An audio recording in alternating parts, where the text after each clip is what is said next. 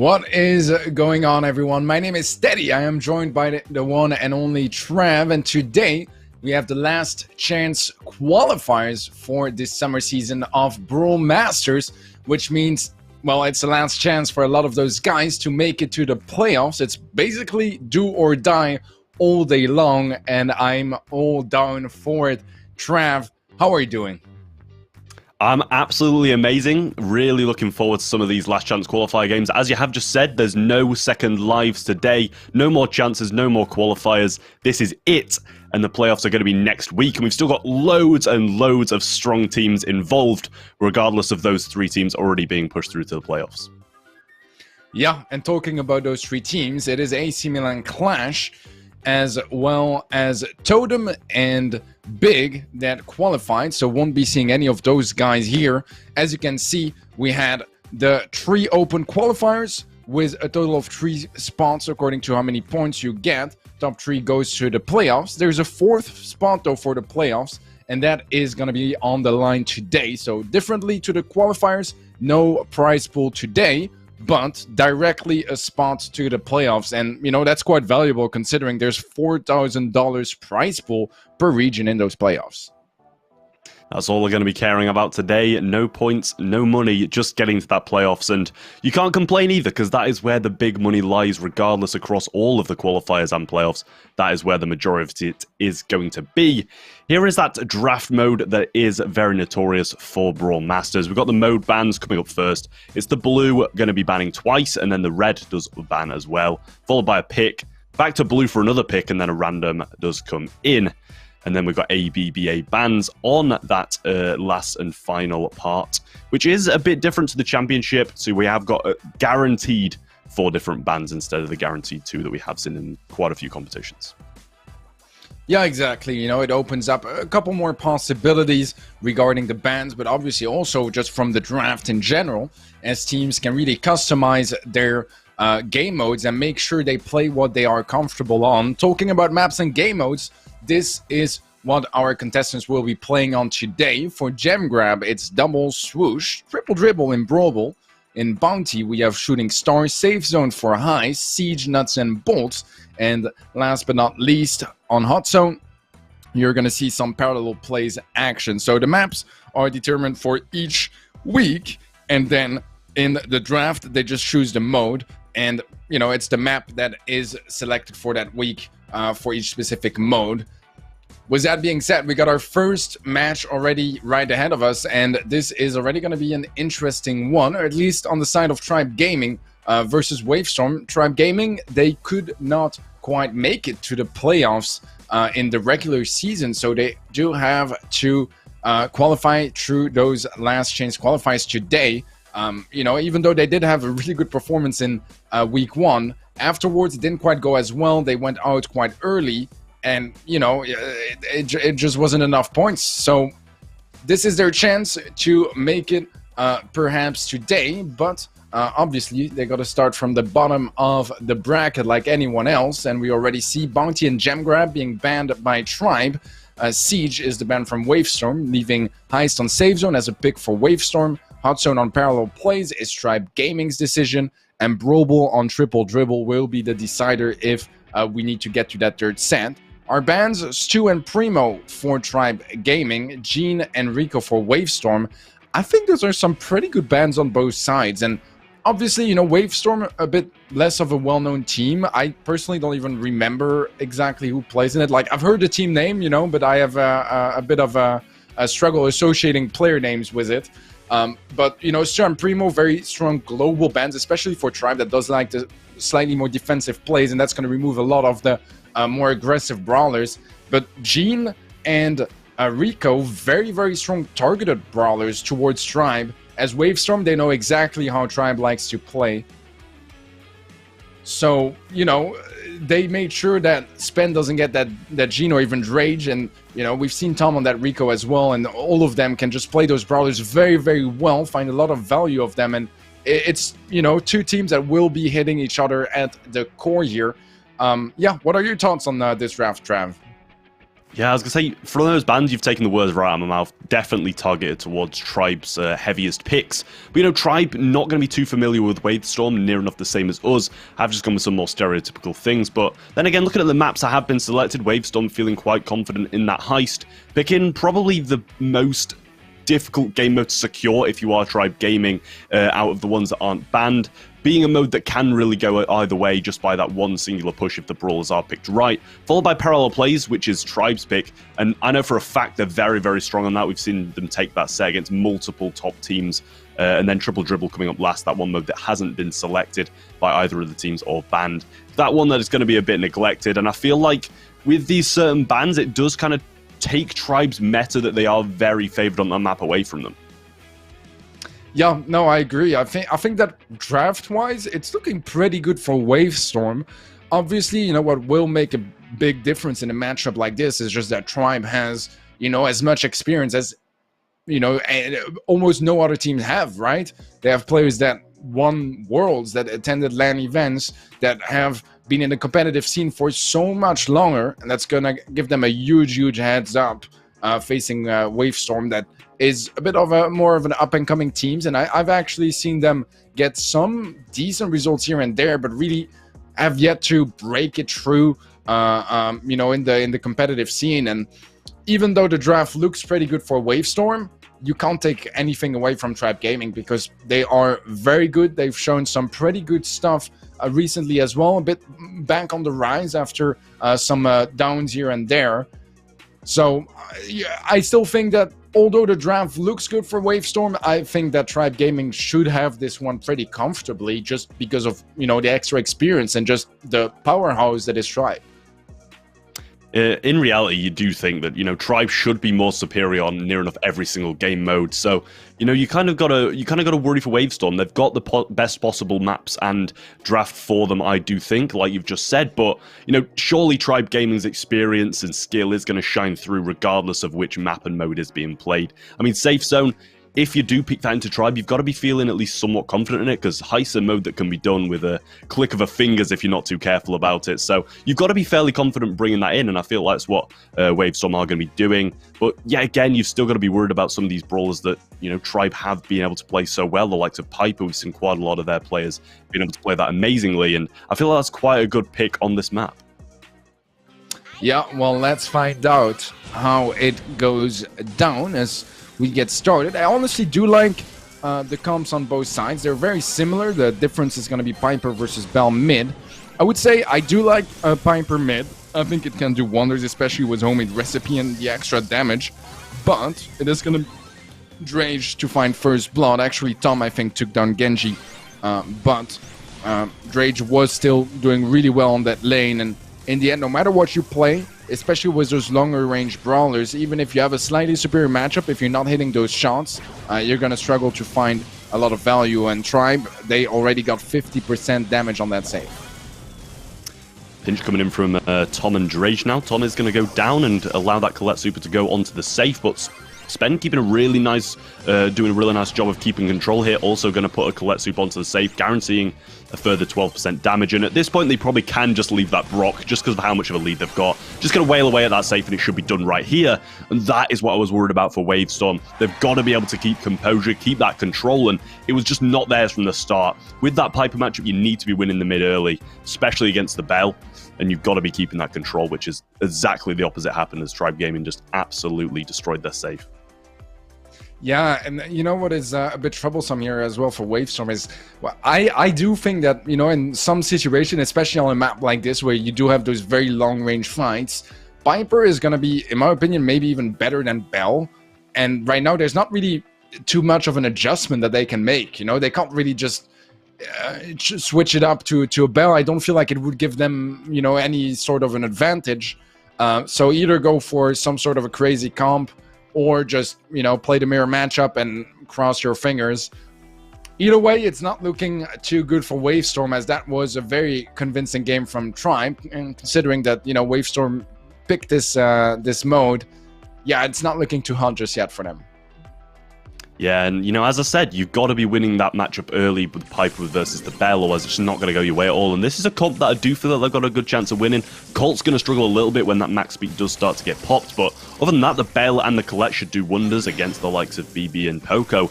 Not showing so far, marked up though. Spen does do a really nice phase shifter through that Bell shot there, trying to get this control secure. Drage picks up a kill over that side too, and the ball comes back for a bit of revenge against the Colt too, taking him down. 17% done, and still control in favor of Tribe. I think that the top left corner is probably the safest spot you can have on this map, and yet somehow the bubble ended up there. Pretty much by accident as well, but yeah, that's not looking too good for Wavestorm, as Tribe already have 43% damage on that save. Not really slowing down after that previous game, and as you rightly said, I feel like comp-wise, this is definitely a comp where Wavestorm should have an advantage. And although with brawlers like Colt, it does rely a lot on your mechanics and being able to hit your shots, they have yet to tie up the damage, and it's not looking too badly, but Drage is going to make it out alive, and that's going to open up a little bit more control for Tribe. They're going to let him roam for now, but will be taking the lead as they got a couple more shots on that save. Tribe quick on the trigger though to catch up and are ahead by 1%.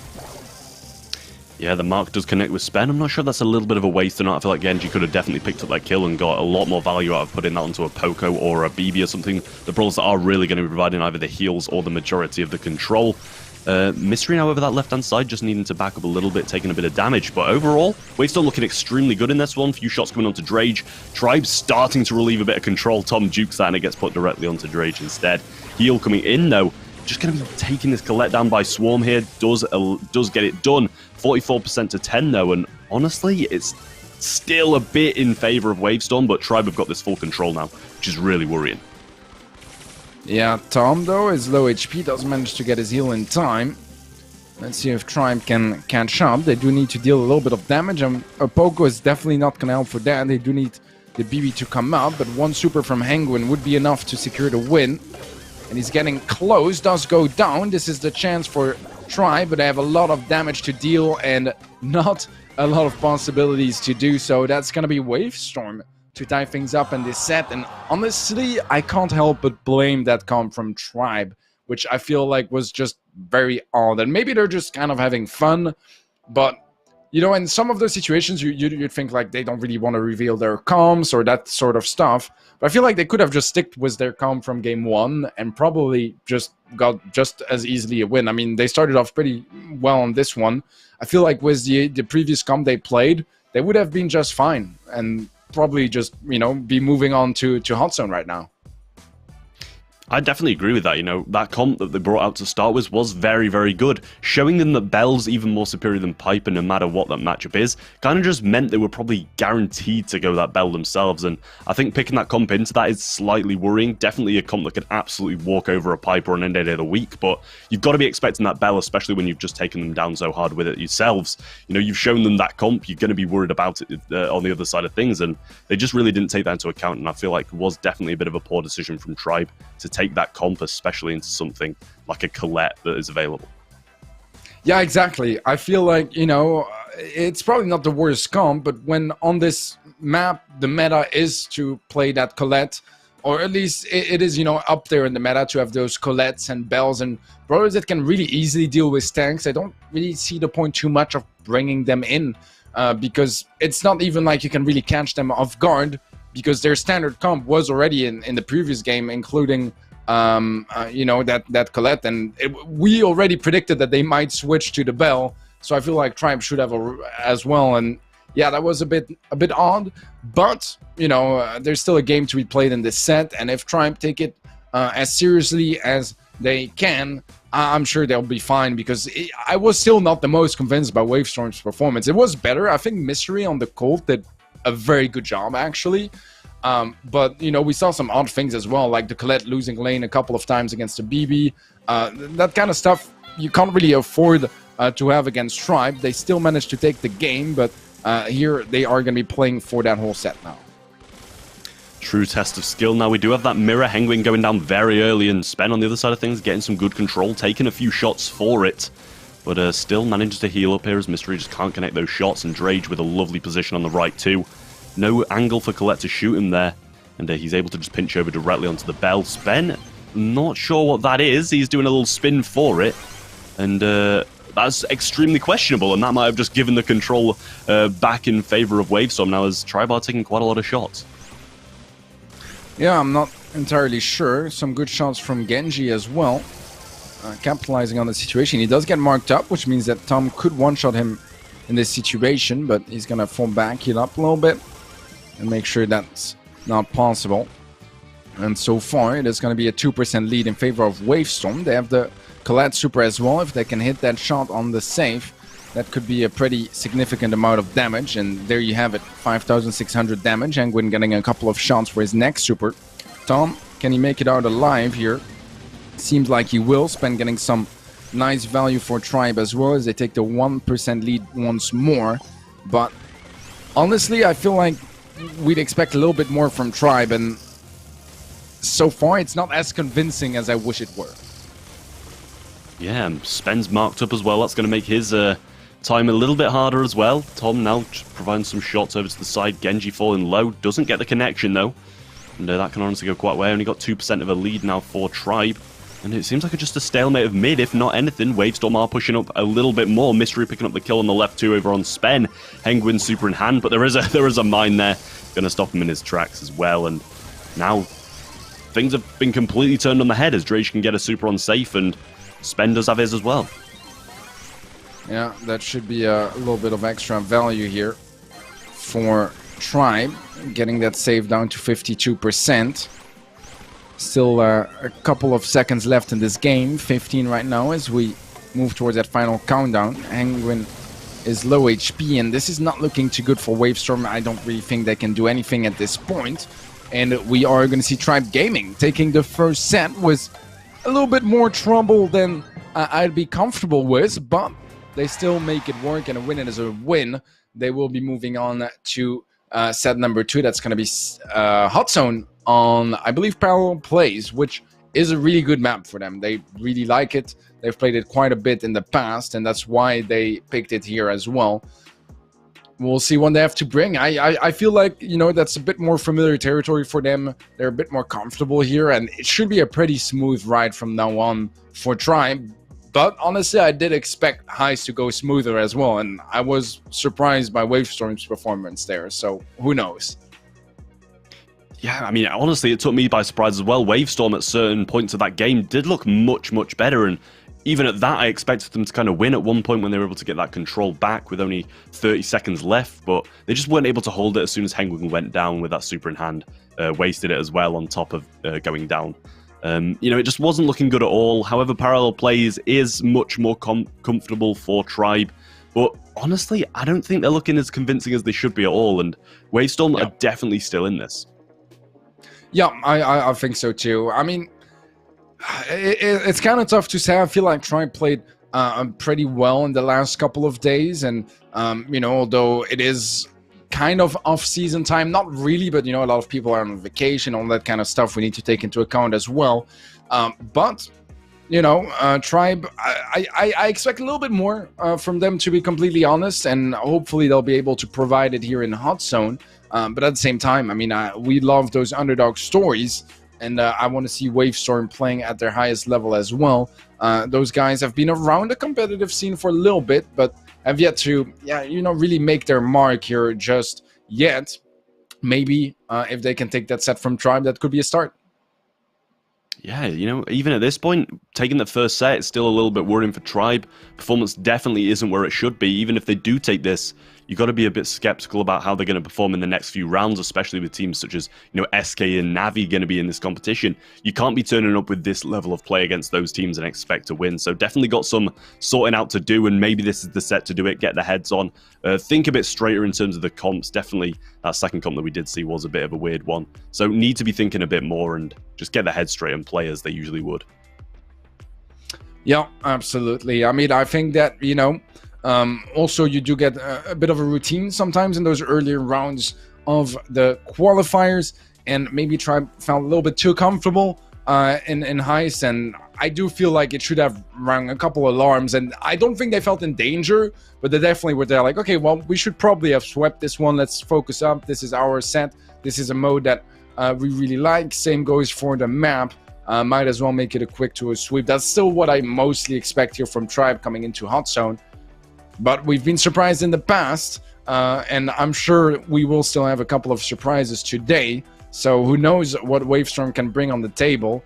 But I still feel like they need more to really, you know, endanger Tribe. Unless Tribe endangers themselves with some wacky comps. Yeah, wacky comps, or even, you know, just some misplays that can be taken advantage of. Wavestorm seems to do that a little bit, but just not enough in that previous one. Going to be seeing that Leon coming in from Drage. You've been seeing him playing that a lot recently.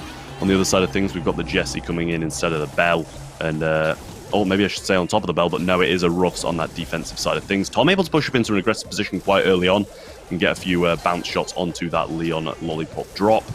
And get it down nice and early on, which is a really good position for them. They're not secure in this defensive zone, but they know they can do it in the long run anyway, so definitely not something you need to be worried about.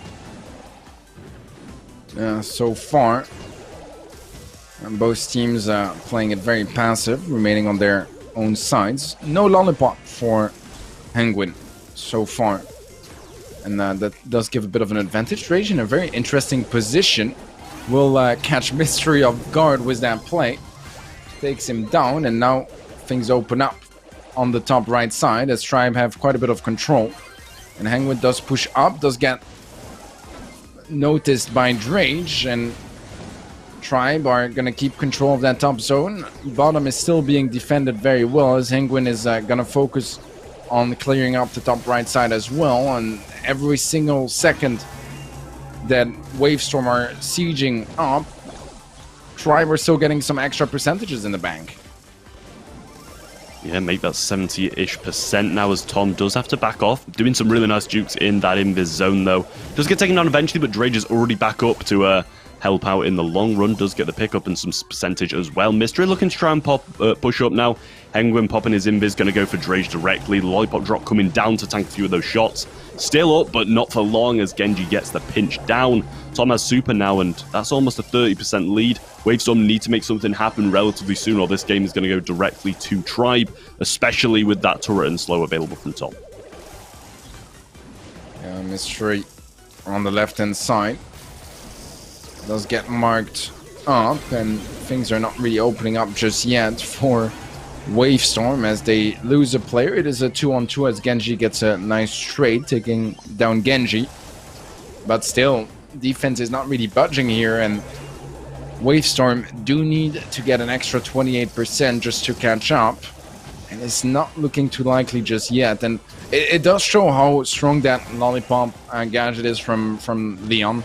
Just because once they use that supply drop, Genji destroyed the walls, and there was just no spot for it, and now it's a lot harder for both sides to really engage. Thing is, damage is already done, as Tribe has such a significant lead. Spen should go down to Penguin. That could be the chance here for Wavestorm, but they would barely even have time to make it work. I'm not even sure if it's possible at this point. 8 seconds left. I think they're a little too late here, and that is gonna be Tribe Gaming getting to match point, but not too comfortable of a game either. I feel like they played it better. They definitely deserved to win it. But once again, I'm still a little bit like, you know, not entirely convinced by their performance just yet. But that's the thing with a match like this, is they don't need to be super convincing. They just need to win. Yeah, I mean, overall, I think they definitely looked a bit better in this, a bit more comfortable in their own game mode. And regardless of how close the percentage looked, I felt like they were very much in control near enough the whole game. Yeah. Playing a lot more defensively than what they usually do, just to secure it nice and easily. But, you know, even that 28% or something on the offensive zone, it was enough to secure it, which just shows how overall defensively and just not playing into the opponent's hands and making those mistakes that they have done in the past set. Just waiting for them to push into them and being able to deal with them relatively easily. As the time ticked down, so did the chances, and it just ended up in a Tribe win. Match point now available to them, and they're going to want to close it out right here and now. Yeah, I think so too. And honestly, I do feel like the moment where things could have turned around is once Genji managed to destroy those walls and the lollipop behind it. I did feel like it relieved so much pressure and gave so many more possibilities to Wavestorm. Problem is, it arrived too late when they were already too far behind, and those lollipops had already just provided so much extra help in attacking that top right zone, and Tribe definitely abused it as much as possible until they could. So maybe in the next game they should try to find an approach to deal with it a bit quicker, maybe force to get that first super on the roughs as early as possible. Just use it to get it out of the way, and I feel like that should once again relieve quite a bit of stress. But yeah, it's not gonna make it easy by far. I can tell you that much, and we'll see if Wavestorm can find the appropriate response coming into game 2 here of Hot Zone. But Tribe Gaming sitting comfortably on that match point, just need one more win to just close it out and move on to the quarterfinals. I think it goes to show that, you know, those defensive players do fly under the radar a lot more. The front runners in that game were definitely Tom and Drage's aggression, but you just can't, you know, discount how well Spen was defending that zone for the majority of the game, playing it perfectly, playing aggressive when he should, playing defensive when he should as well, assisting his teammates in the right places. And as I said, Drage and Tom definitely looked insane in that game, but, you know, looking at that defensive zone, Spen was able to hold it near enough the whole time, so really well played by him overall, and that's why I think this was a much better looking set for them. They played better as a team in the right positions, and I feel like that's going to what closes out this set. Well, let's find out as we move on to match point for Tribe Gaming. Lovely Wolf from Spen gonna assist his teammate quite a lot to secure those kills. Drage is very low HP, but he doesn't go down just yet. And that wall from Spen is going to prevent him from going down. Look at that. Genji caught off guard. Drage is quick to take him out. This is looking very good from Tribe. And although they don't have a huge lead, the percentages they got is on enemy territory. And that's the hard part to get. Yep, exactly so. They can just secure a good amount of this and then play defensively as they were in the last game for quite a while. Spen walling off yet again. The invis being popped by Henguin though. Going to try and take him by surprise. Are looking a bit hectic over there. Does get the takedown as well, and Drage pops his invis. Going for the defense against Mystery. Without that invis, he is going to have to heal up a little bit before he engages. Didn't do so, and that is why he has fallen down. Good amount of percentage being secured now by Mystery if he can stay on here. Slow going to be missed, and Tom has to back off as precautionary measure to that slow, but Spen's still alive down here and doing a wonderful job at that too, walling off perfectly. And Spen yet again, I've seen him play a Sprout as amazingly this before on this map, and it just goes to show how good he is with that brawler. Yeah, and you know, they just have no way to deal with him. Like, they need to get up close and find direct angles. They don't have any throws or bounces or any shenanigans to reach him, and that just makes him a nightmare to deal with, because even though he's low HP, he doesn't care about healing up, because no one is ever going to get close enough to take him down unless Henguin can get a nice super and get up close. But look at that. Tribe only need 8% more on their own zone. That is pretty much secured already, and Tribe Gaming get the 2-0 sweep here against Wavestorm and move on to the quarterfinals. Wavestorm, sadly enough, they are out, will not be attending the playoffs, and honestly, I don't think too many of us expected them to. I think that probably themselves did not expect to qualify. They were definitely hoping for it, but I think they can be happy. Taking a game against Tribe is already enough of an achievement, I think, and it does show some progress and, you know, moving in the right direction for their own team. So good luck to them. Tribe Gaming moving on to the quarterfinals after maybe not the most convincing performance, but it did the job, and ultimately that's really what matters here. Yeah, definitely going to have to carry on how they played in that final penultimate game to the later rounds in this competition if they do want to qualify. I've said it a couple of games ago, you know, the likes of SK and Navi aren't going to be taken down with that amount of skill shown there. But that final game looked absolutely phenomenal, especially Spen on that Sprout. There's just no stopping him when he starts getting those walls and recycling him. Next up, we are going to be seeing Oka Gaming versus Egn Esports. Two extremely up-and-coming teams, I will say. Egn, a really good Portuguese team, and Oka recently added Sugar, so definitely a force to be reckoned with at that as well.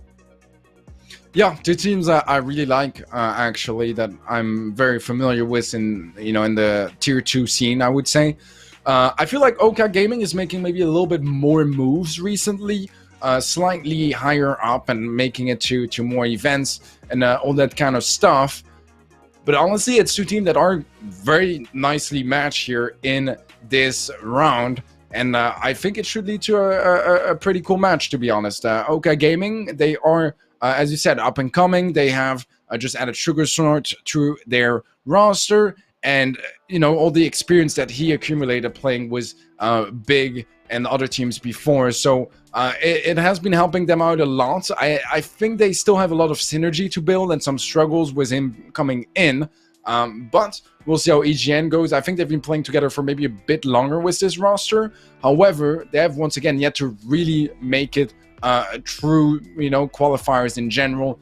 In the monthly qualifiers, I believe they got some pretty good performances this year, just never enough to qualify, sadly, for them. Brawl and Hot Zone are out here for Oka. Siege is the ban from Egn, which means they will pick Bounty and Shooting Star. Oka Gaming is going to go for Heist on Safe Zone. Gem Grab on Double Swoosh is the decider.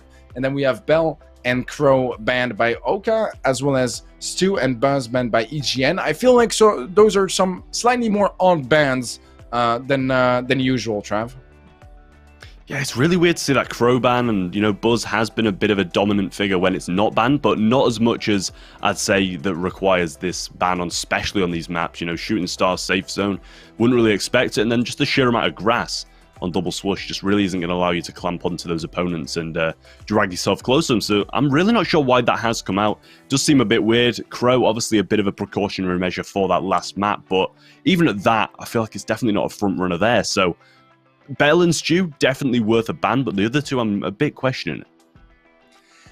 Yeah, I think it's very weird, and unless they know something that we don't, which could be possible, because those teams are very closely matched, I think, so it is likely that they also, you know, scrim each other and do know each other fairly well, and this is just me assuming, I'm not saying it's a fact, and that would be the only reasoning for me to justify a Crow ban, right? Because you're not going to see it on Shooting Star, you're probably not going to see it on Save Zone, and even on Double Swoosh, you see it a little bit, but it's not really in the top 3, top 4 brawlers you see the most. So it is a bit odd, but at the same time, those maps here do have a bit more of a fixed meta, I would say, than some others. So if they're fine with all the standard picks, then maybe they don't care too much about banning any of those brawlers. And so far, it's going to be EGN, though, to take the 1-star lead, as Blue Star did go to Oka Gaming, but EGN were able to get the kill off Nature Talent to take the lead.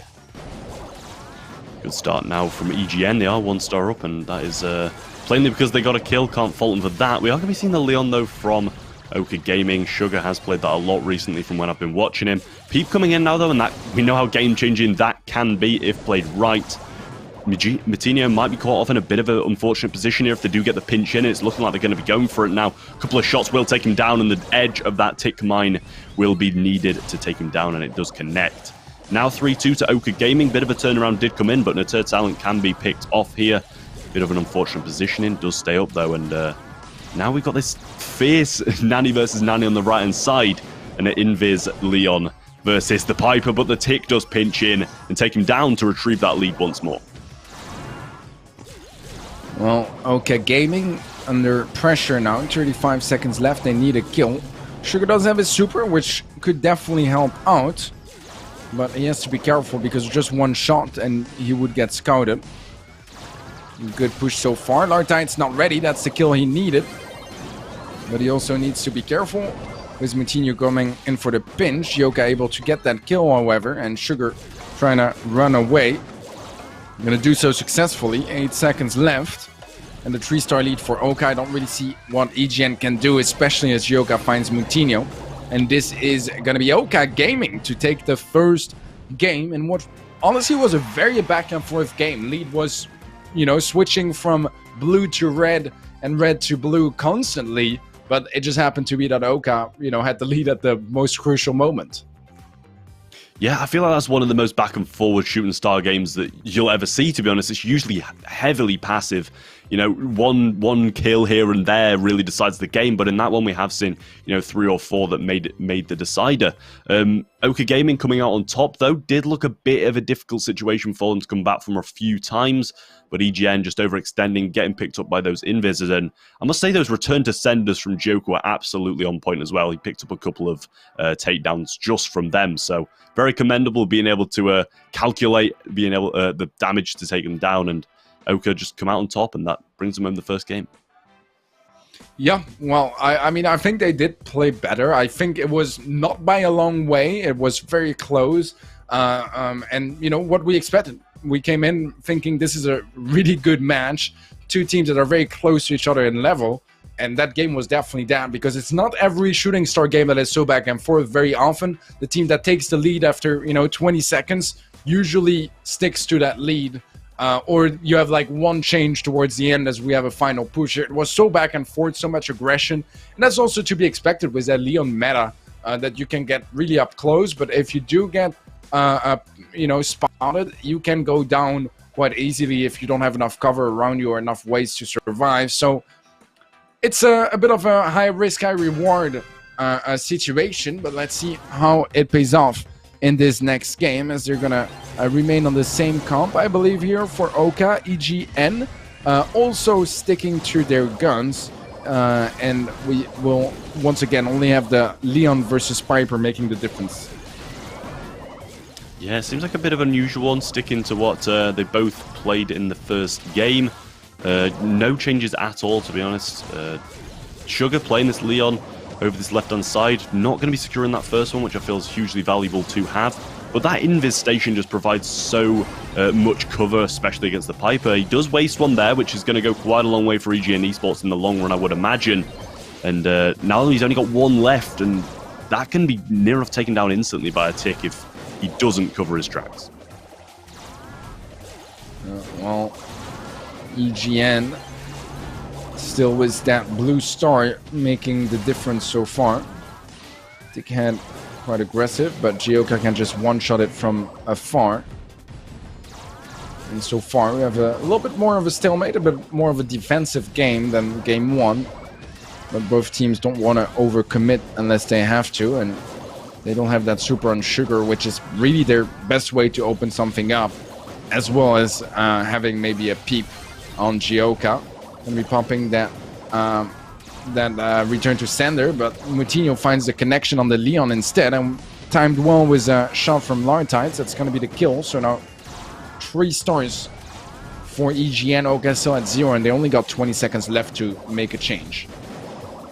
Good amount of pressure coming in from Sugar, though, and a few missed shots is going to go a long way. Jump away comes in, but has got that speed on the super. He does get a pick up and almost 2 there. In an unfortunate position now, though, gets picked up along the way, but this Peep can do a lot. Connection should be coming in, and one of them misses the first time round. Tick's not hitting any shots either, but the kill comes in. Not going to do anything, though, and EGN Esports are going to be tying this up with a 6-5 win. Well, EGN clutching up. And honestly, quite an important clutch, because in those best of 3s, getting that first set is a big deal. And right now, they just prevented Oka Gaming from getting to that point, tying things up, pushing things to game 3. And now suddenly, it's just going to be one game to decide who takes the lead. And yeah, I mean, I feel like it was, once again, very back and forth. But this time around, it was maybe a little bit more classic, as EGN, you know, started things off with the lead, and they were able to capitalize a little bit more on that early lead compared to the first game, where it was just constantly switching around and both teams having to switch from defensive to offensive stances. This was a bit more classic, a bit more what we expect at the highest level. And I think that, you know, the ultimate game is yet to come here for Shooting Star, as the pressure is rising for both teams, and they're just very hungry to take the win here. Yeah, I mean, they should be as well. This first set can mean a lot in these best of 3s, and I think both of these teams know this as well. I believe, you know, being able to pick up that first star once more for EGN did go a long, long way for them. You know, just realizing that keeping that Piper range, and there's absolutely no need to push that Leon at all when you've got that lead, and not feeding his super as the Piper, it just goes so far, and able to waste a couple of turrets as well, meaning he can't tank at later dates. And honestly, at the end, if he had a turret, he might have been able to get out of that situation by tanking a Piper shot. Yeah, absolutely. I think that maybe Oka should try playing for the blue star a little bit better as well early on, because so far, the one time they got the blue star, they ended up losing a player, and the second time they just didn't get the blue star nor got a kill, so they started things off being behind in the scoreboard. And look at that, Nature Talent looking to make a bit of a change here.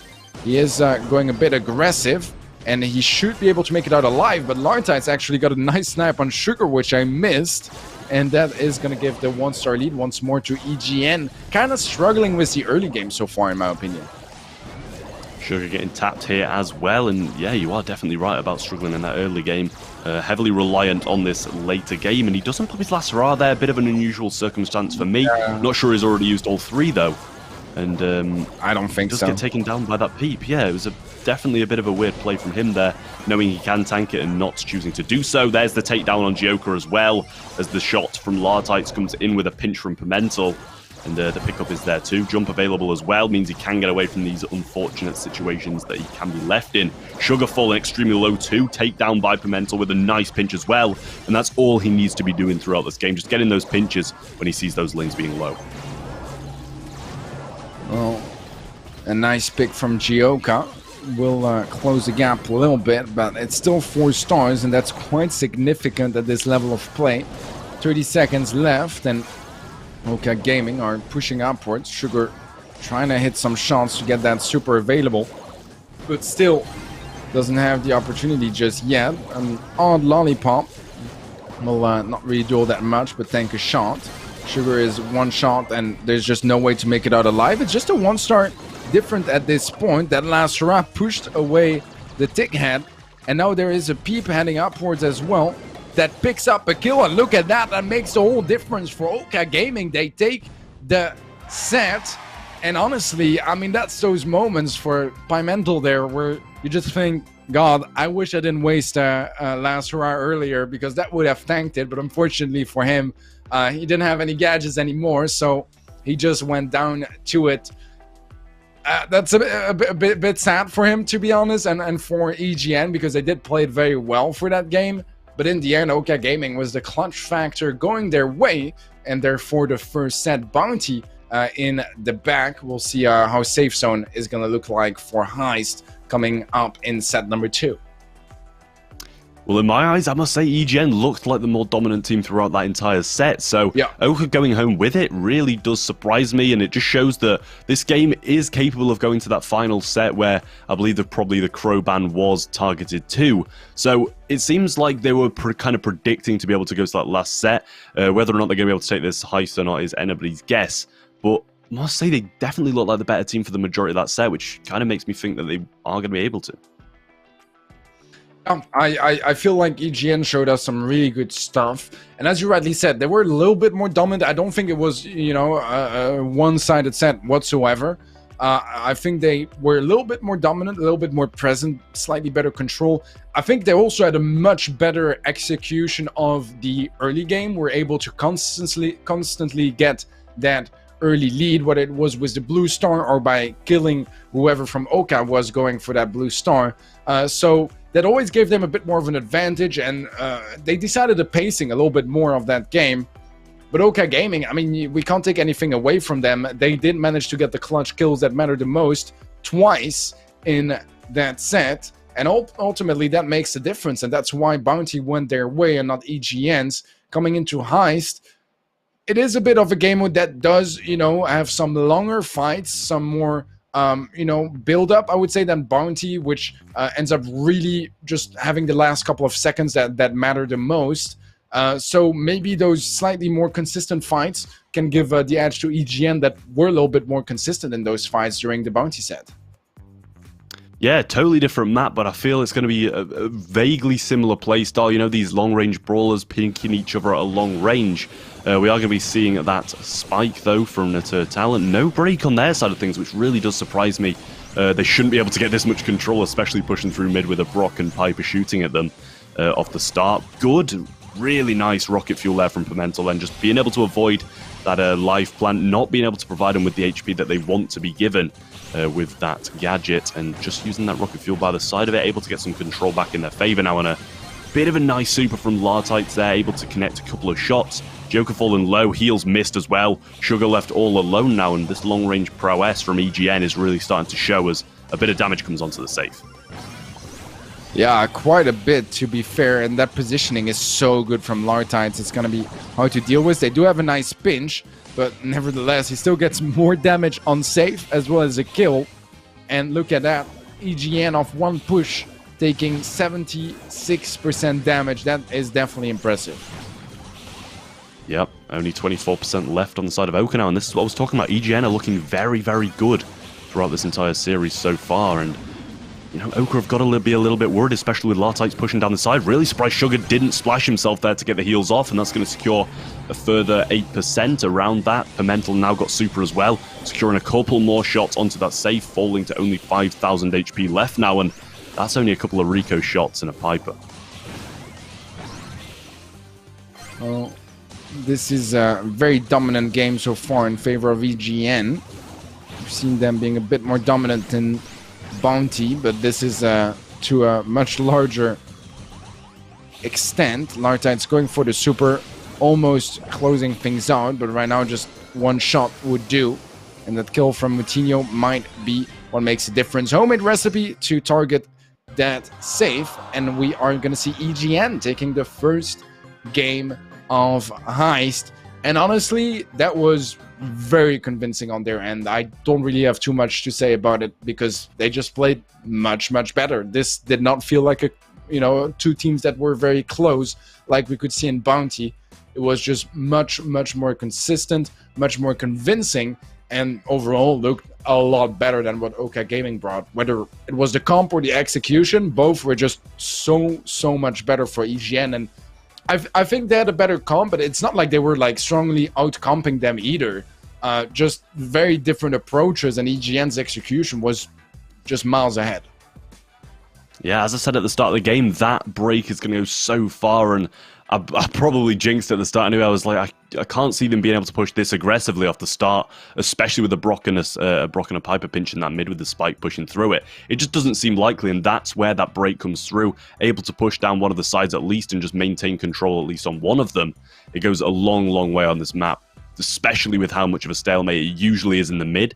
But that just wasn't the case in this one, as a really nice place Rocket Fuel had emphasized during the game onto that spike, avoiding the heals from the life plant and hitting the spike directly. It was a really, really nice play from them, and it allowed them to just maintain control for near the whole game. Yeah, and I think it was a very nice team effort from EGN as well in that game. All of them had their moments. Longtide's doing a great job with Siriko, getting damage, applying pressure, and making sure that every time he would get in their corner, they would have to put 2 players to take him out. But also, you know, on the Brock or Piper side of things, they were able to get so much damage, hit so many shots from afar, and they were playing very well together as well, getting some very nice crossfires and some nice angles that are very hard to dodge. And sure, maybe you can dodge one shot, but then you're gonna get tagged by the other one, and that's when, you know, you start losing a bit of your calm, and suddenly you're dead. So we'll see if it's a different story this time around. I do like the Sprout pick from Sugar. I think it's pretty fresh on this map. Not sure how effective it's going to be, but it's a good pick against Rico because you can both close down the angles and you have that 3-shot potential. So we'll see how well that works out. But so far, he's been able to get a couple more shots down from afar, and he's looking to push forward a little bit more. Clearly neglecting that break comp once more. Does get the breakdown eventually, though, as the Piper does come down that side. And it just seems weird that they're able to get this much control yet again, pushing through these sides. And we see the Piper onto the Brock side now, and Matinho just not able to deal with Natur talent yet. Sugar going to rotate over. Rocket Fuel and a pinch from Matinho will finish him straight off, though, denying him that switch that he wanted so much. Bit of a lead from EGN, but all the control so far has firmly been in the hands of Oka Gaming. Bit more damage secured now, and Lartite is going to pick up the kill as well as a Piper jump away, and he managed to stay alive as well down the side, and that's going to go quite a long way, especially with the Sprout on the other side. Yeah, things are getting interested as Sugar switched lanes. Going to wall off the mid, provide a little bit of cover for Gioka to push up, going for some shots on that save, trying to take back the lead, and they will do so. A nice wall from Sugar to keep Pimental away. Pimental maybe a little bit overkill on that Rocket Fuel, as his target was already dead. And maybe could have removed some walls on the right-hand side. But EGN are able to take back the lead, and they still got quite a bit of control. Sugar's still quite advanced, but Spark just doesn't really deal too much damage. And Lartites was able to get a couple 9 bounces to take that save down to 27%. Yeah, I imagine he would have liked to stay alive a little bit longer there, as the pressure they had would have been more than enough to finish off that 27% remaining, and now it's full control in favor of Oka here. Lartite's fallen yet again. Matinho just not able to connect that shot onto talent though, but it looks like Pimental will help him out. Jump up, and he's not one shot to that Sprout yet, so he is going to be able to get away for a good amount of time as well. Wall coming in, but that's not going to stop that one projectile connecting from Pimental, and I don't even know if they've got enough time to come back from this if a couple more shots connect. Super available as well, and that's going to go straight onto the safe, and this is going to be to a set number 3 as EGN secure this one out. Well, GG's well played. We're going to set 3, and honestly, of the 2 sets we've watched so far, I'm much more convinced by EGN than Oka. And although Oka did show that they could remain calm in some very stressful situations, and even if they are down for most of the game, they are able to turn things around. We've seen that in Bounty. That clutch factor can be applied in Gem Grab for sure, easier than in Heist. But still, you know, we've seen quite a bit of dominance from EGN here in Heist. In Bounty, they were the slightly superior team as well, even though they did lose a set. And now coming into Gem Grab, I can't help but feel like they might be slight favorites here. I can't disagree with you either. I feel like they've been looking extremely good over the 2 sets, securing that 2-0 in Heist. Rather convincingly, I will say they did leave the Sprout for a good amount of time, but other than that, they didn't really seem to secure too much damage on the side of Oka. So, rather convincing, I'd say, from EGN in the first one. They looked a bit better as well, I would say, regardless of them losing that set. Gem Grab coming up next, and I mean, this might play directly into Oka's hands of being, you know, a game mode they are fairly comfortable with, just didn't pick it, you know, as their third, or the same could go for EGN and they could close this one out right here. Yeah, well, we'll find out soon enough. Do you remember the map? Double swoosh, right? I think it's double swoosh. Yeah, it's definitely not the easiest map to play. Yeah, looking at the bans, I feel like Gene mid is very, very likely. I feel like otherwise Sandy mid can be played as well, but they're really just the main options. We see Tara still quite a bit here, Amber quite a bit, Spike has been making a lot of appearances here as well, being able to scout through those bushes very well. And I think that's most of the brawlers that are not banned right now that are to be expected, to be honest. I mean, I think I saw Try play Bo on the map pretty well yesterday. So I'm up for some surprises as well, but I feel like those guys are probably just going to remain, you know, a bit more conservative and approach things with their preferred comps that they usually rock, whether they scrim or play events.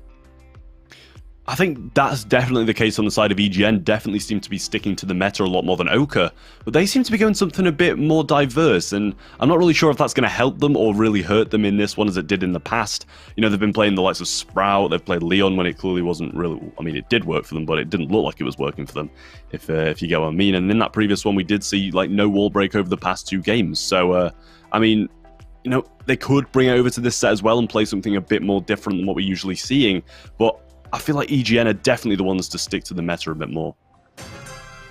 Well, let's find out as Oka go for Gene, Amber, and Spike.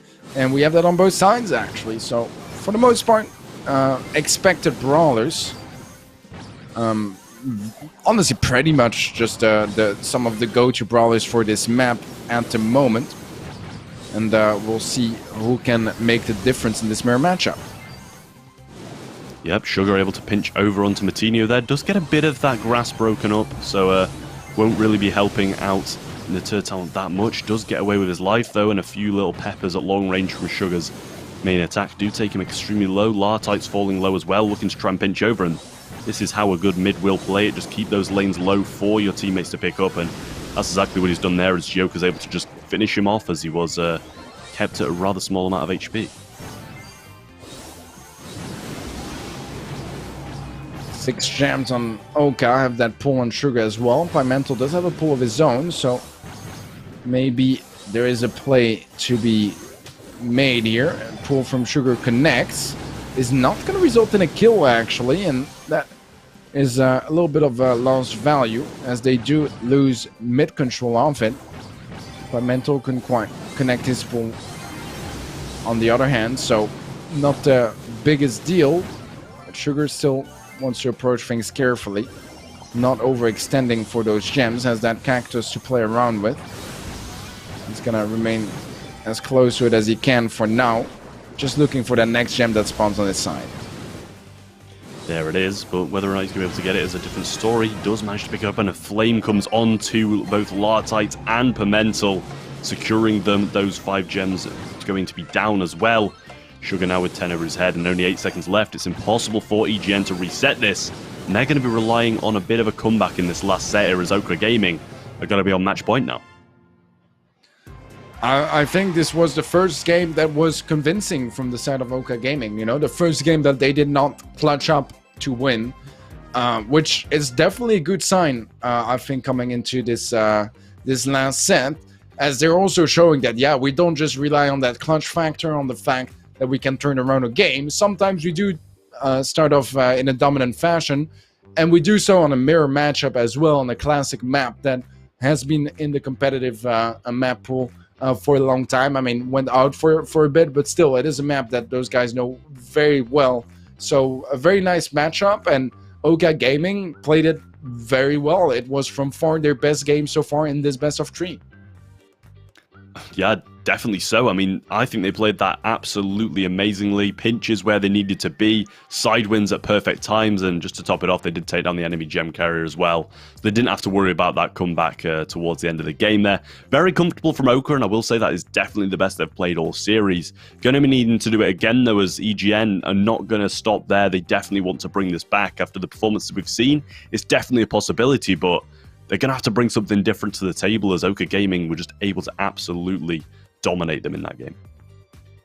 Yeah, I would have expected it, to be honest. I mean, we were discussing EGM playing better, and I would have thought on a mirror matchup that they would look the better, but so far it's Oka Gaming that have that match point, just a single game away from the quarterfinals, and they're definitely hungry to get there. I think it's two teams that, you know, although they are also aware that they're not the most likely to qualify for the playoffs, they know that if they have a really good day, they can make it happen. And nevertheless, I mean, they're also just here for the experience and making sure they get some high quality matches against some strong teams. And so far that has absolutely delivered in this matchup. Same comes on both sides, besides the Sprout coming in, and it's going to be Oka Gaming to be bringing in a bit of a change to the comps.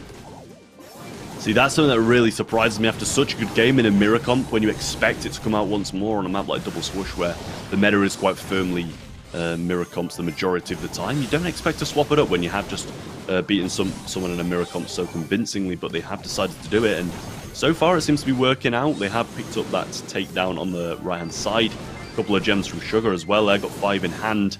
And Matinho has picked up his super once more, does break up that middle grass, which can go quite a long way in the later game. But Lartice has really got to make some developments down this right-hand side, which is going to be shut off directly by Natur and his wall. It's going to be running that overgrowth star power instead of the photosynthesis, which, with the sheer amount of grass, is quite unexpected in my eyes. Yeah, I agree, but I do feel like in the end, against a lot of those brawlers, the shield just doesn't provide the most. As a Sprout, you just don't really want to take damage in the first place, if that makes any sense. So I kind of prefer Overgrowth in a situation like this, where he's going to stay for the majority really far away and make sure that he can hit those extra shots, can really go a long way. Might end up going down here, just barely doesn't. By Mental, almost caught off guard here. It's going to burn down quite a bit, and that might be enough to stop him from going for a pull for the time being. Sugar on 8 gems, make it 9 now. There is a 10th already spawned, and he should be able to reach for it. Doesn't quite go for it yet, and honestly, I can't blame him. The next one will spawn on his side of the map, and this is probably the one they'll be looking for. But Nature Paladin does get pulled, and that's going to bring the gem straight to EGN now at 8 gems. It's going to make things really close. 9-9, we're all tied up, Trav. That was a really, really nice pull, and it couldn't have come at a better time either. Sugar's looking very low, not going to be pushing for that pull just yet.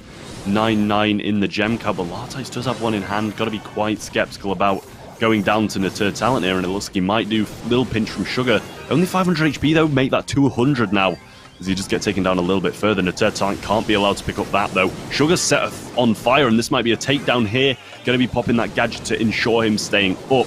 Mental now able to pick up a couple of gems, and the takedown does come in. Sugar's looking low. Spike Super is going to secure them a bit more control of that mid as well, but he does fall down to the Amber Fire. It seems like that's really been what's deciding this game so far, who can get the majority of the value out of that super. Well, a good pull from Sugar might turn things around. We'll get an extra couple gems, but Mental gets to pull, gets the gems, does go down, and he can't retrieve those gems. Wall from Nature Talent, but he does burn down. Sugar is going to be so low HP as well. He's also going down, and this is looking excellent for EGN.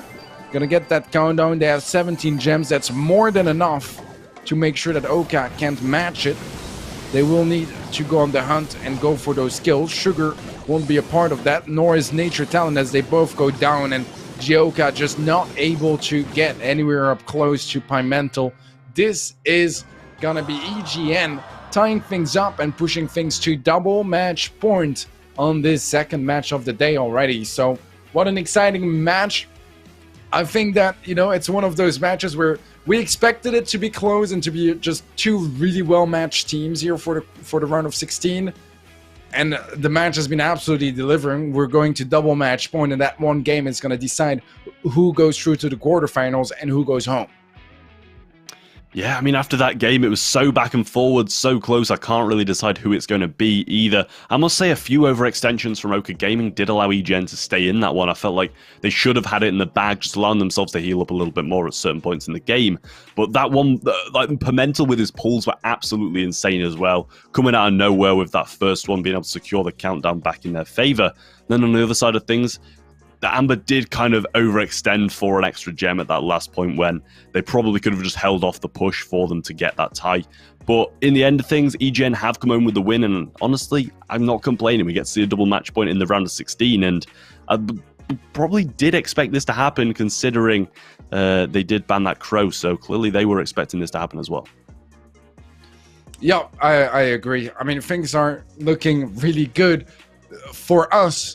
You know, as a spectator coming into this final game, as it's been quite a match. It really has. We had so many super close games, all bringing us to a double match point. That's just the way we love to see it. Once again, Heist was maybe just a lot more one-sided in favor of Egn, but for the rest, it just really well-matched teams, and I'm excited to see which one is going to come on top. Definitely hard, you know, when it comes down to a final game to just decide it all, but that is going to be the setting for them. And I think that no matter what, both teams are going to be pretty happy about their performances. They really provided some really good plays here and there. Yeah, that's the issue though. There's no second chances in this one. There's no more qualifiers. Yeah. This is it. So regardless of how well they perform, they get no more chances. So you'd imagine some level of disappointment. But yeah, as you've said in the past, you know, these two teams, not two teams who you would expect to qualify, and I don't think they would either. But, you know, if the right things line up and they get a good bracket, there's absolutely no way they can't make it all the way to the final, you know. Definitely some underdog teams, but some teams who do have some really good shining players, and on the right day, they can make things happen. Yeah, I know, and you know, knowing those guys as well, I can tell you they don't come in here thinking like we're qualifying today, but they, you know, they're realistic about it, but they are hopeful, and they also know that they could, you know, if it's a big pop off and things just align well for them, it's absolutely possible. It's more that they just want to make the most out of it, and that's why I also want to commend them for playing in the last qualifier. You know, was most likely a mentality that is all about, you know, just progression as a team, getting more experience playing against some of the best teams in the region, and that's the way to improve and get better, and, you know, be there maybe for next season no matter what. In the end, none of those guys are out just yet as we move on to double match point, and we will see who goes to the quarterfinals and who goes home. Yep, choosing to go back to that mirror comp as Sprout just wasn't too helpful at all in that later game stage, which is really where they didn't want it to be taken to, and end up did going that far. So got 2-1 in gems now to Egn. Even an out Sugar goes for an aggressive push. Pimental with a pull. That is absolutely amazing yet again. Knockback comes in just in case. But 6 gems to 0. Egn with a phenomenal start. Gioka going to be falling too to a bit of curveball spam. And Sugar's yet to get a pull either, so the turnaround potential just not there right now. And the mid control's just being held perfectly. So far, Egn very dominant. Oka will need to respond, and Sugar does have the pull, which we've seen in the past can turn around games. Moutinho is going to be the target here, but does mean that there's a little bit less pressure now, as they do get another kill onto the long tides, and that should open things up once more. Sugar, I think, is going to be very important here. Needs to make sure he has that pull available so that the gem carrier Pimental for Egn just can't get anywhere close. Otherwise, he would risk getting pulled. Yep, Pimental managed to pick up his pull himself now, so he's knowing Sugar can't overextend either.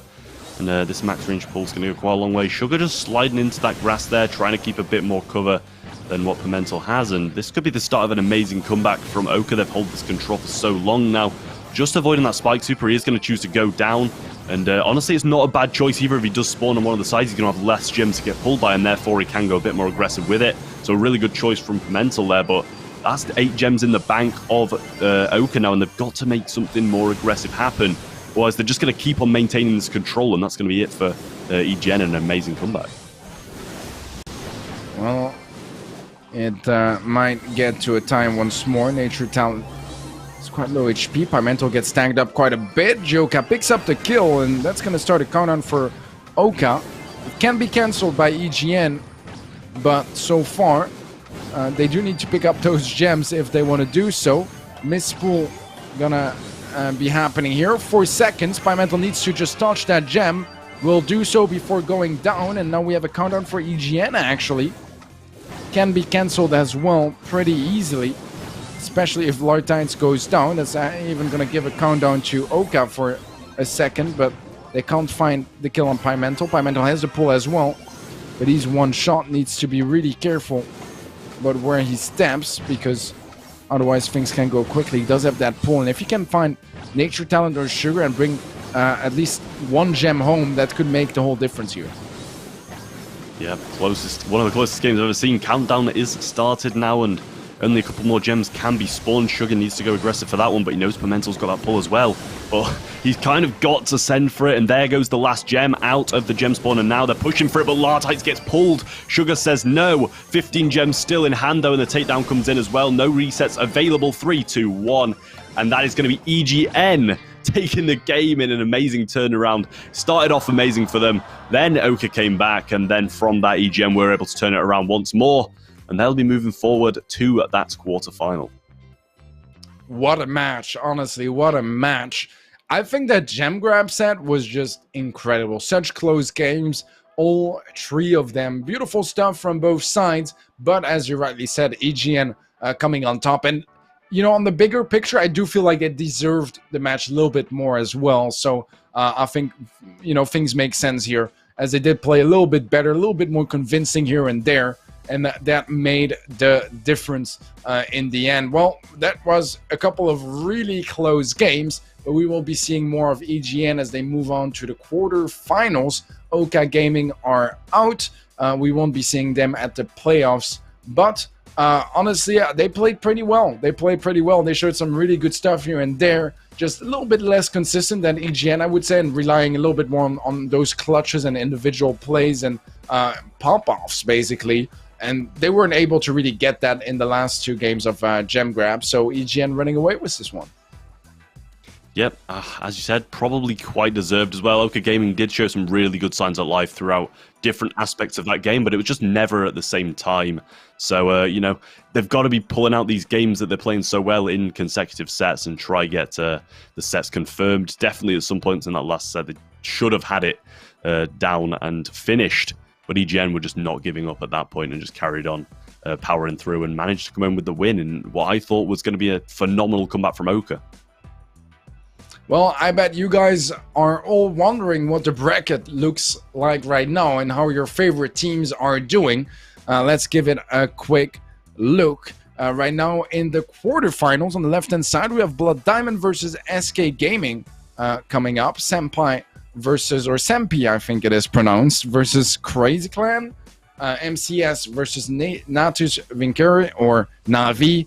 Egn Esports versus Tribe Gaming EU. So still some pretty big names in the mix. And, you know, we have to keep in mind as well that some teams are obviously missing because they're already qualified for the playoffs. So they don't really have any reason to be playing in the last chance qualifiers. As a kind reminder, it was Reply Totem, AC Milan Clash, and Big Clan to qualify through the regular qualifiers, having, you know, just placing top 3 in points and securing their spot to the playoffs. The 4th and final spot is on the line today for the winner of this bracket. We are heading towards a very short break before we move on to those quarterfinals, so don't go anywhere and we'll be right back.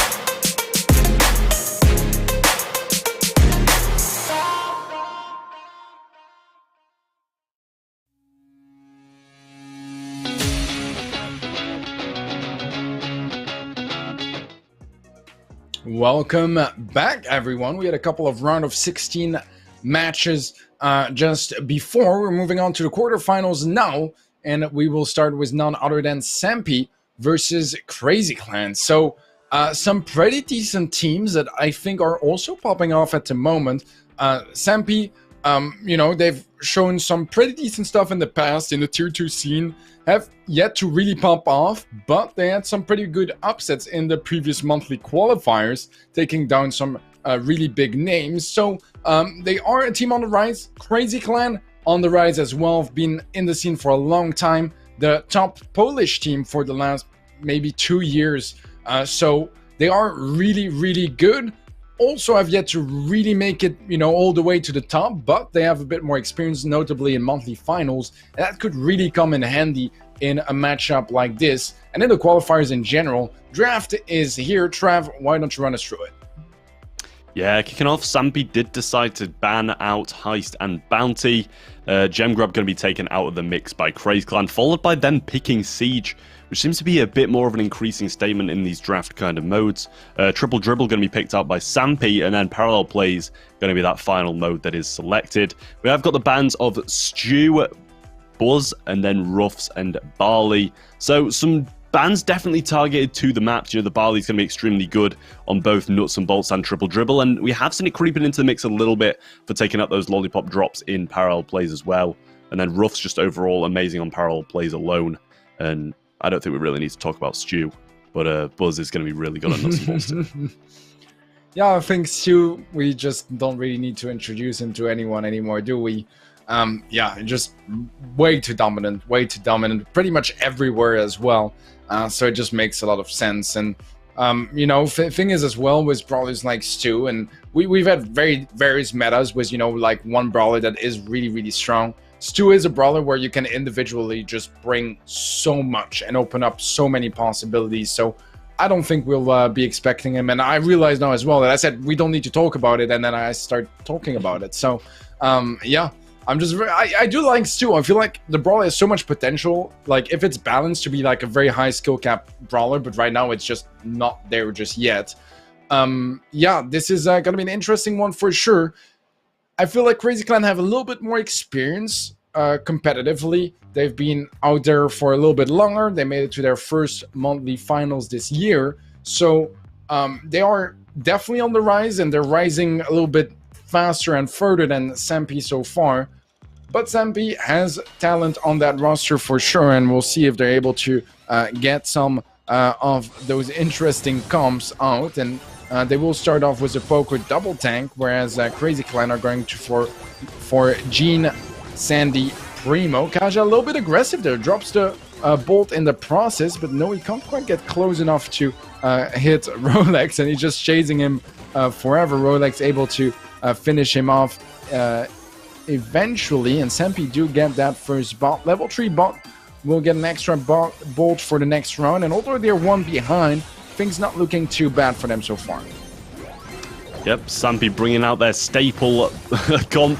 They do love a good little Poco double tank, no matter what the mode. Unusual to see Poco in Siege though, but it seems to be working out for them so far. That Siege bot still got a bit of HP, and it's still wailing away on that. Ike still 24% remaining, but that's a huge first push expected from those tankier comps. But the longer the game goes on, the less the tanks are going to shine through. Yeah, the more the map opens up, the harder it's going to be to get some opportunities to get up close. This bot going the way of Crazy Clan, and honestly, that's a lot of damage that Sampy got off that first bot. So if their defense is solid enough, which it could be with 3 supers, things are definitely not looking too bad for them. The bot did not get stunned by Lodon's super. Bit of a miscommunication there, I think, as Kaja just threw him out of range. But they only take 16% damage, not a big deal. Lodon does go down. Heal from Rolex is a little bit late here. That could be quite a costly mistake, as actually they're going in for a dive here. Interesting. Heal once again a little bit late from Rolex. Those mistakes they can't really afford to do at this level of play, but Crazy Clan will get that final bot, and they can fully commit to this one as well. Sampy are going to be looking to defend, and it is still absolutely a possible defense on their end. Yeah, that's where the problems started to arise for Crazy Clan. They needed that Primo super, but they don't want to feed Frank either, and now both Primo and Frank have got their supers. Might be a bit difficult to get some damage dealt. Super's coming in now, though, and it might be possible with this beefy boss, and also Navi jumping in too. Stun comes in, though. Bit more damage trickling through, but it's just not going to be enough. The tanks reign supreme, and that is going to be Sampy taking the first set. I will say Crazy Clan probably should bring out a few more tank counters all the way through this series. Yeah, I couldn't agree more. I think the reason why those tank comps work so well on Siege as well is that, first of all, you pretty much just need one push, one bot to get a whole lot of damage, if not just finish the game. And secondly, it's really easy to get that first bot because, you know, you got that healing available from the get-go, a lot of tankiness, and you can kind of just power your way through, pick up those bolts, not focus too much on the fight, make sure you get that initial bot. And those things combined, well, you end up, you know, pretty much ensuring you get the first bot, and that's all you need, pretty much. So, yeah, that was a strong start from Sampy. Obviously, you know, Poco Double Tank can get countered quite heavily, and I do feel like Crazy Clan maybe should have brought something in to deal with that sort of aggression from the get-go, because now they do start with, you know, just a game deficit early on. Yeah, I mean, Crazy Clan definitely need to be a bit more cautious about that. Sampy have defeated a lot of decent teams at the moment. They've taken out EXO and Tribe in the past month or so. And it was plainly because of the tanks in my eyes in that kind of view. Haven't brought them out this time, though. And yet to see what Crazy are bringing out. But seems to be something fairly similar to what they ran in the last game. Plus the surge on top of that. Meow got his gadget pop, needing to heal up a little bit first. Now he's not able to secure that first bolt over the left-hand side. And this is looking like Sampy are going to be able to secure this first one again. Bolt may be picked up in time, but now he might fall because of it. And he does. That is going to be the first push yet again, secured by Sampy. Not as much damage should come in this time, though, as if Crazy Clan can pull off a good defense. Yeah, they have the supers to do so, and also to get a nice retake going. Not taking any damage just yet. We'll get a couple percentages off, but 7% is honestly not the biggest deal. And they have 2 supers available, level 3 surge. So things not looking too bad here for Crazy Clan. Let's see how it goes when they get up close. So far, Rama was a good angle onto Lodon, gets quite a bit of damage down, but they can't quite get the kills, and Kaja does go down to Noe, which is gonna drop that bolt. Lodon is looking to pick it up, jump in from Noe, but it's a little too late as Rolex takes him out, and Sampy secured his next spot as well. We'll have a couple of bolts for the third preparation phase, and they'll only be behind by 2 bolts. That's really not that bad, considering they will get to keep control. Yep, some good shots coming in from Rolex as well, just keeping Madara quite low. Good defense, though. But yet again, they do need to push out really, really well, and now he's just being kept low. He needs to retreat all the way to the back of the map to be able to avoid those shots. Rolex just walk in slightly, though. Karja keeping his side relatively clean. Now they're going to be pushing on, but a nice TP comes in from Madara. Doesn't avoid a shot there when he jumps. And they do get a couple of takedowns coming in, but Meow's just not able to do anything over this side, and it's all on Madara, who goes down as well. And that's going to be the third and final bot secured by Sampy yet again. And in reality, that should be the set with it.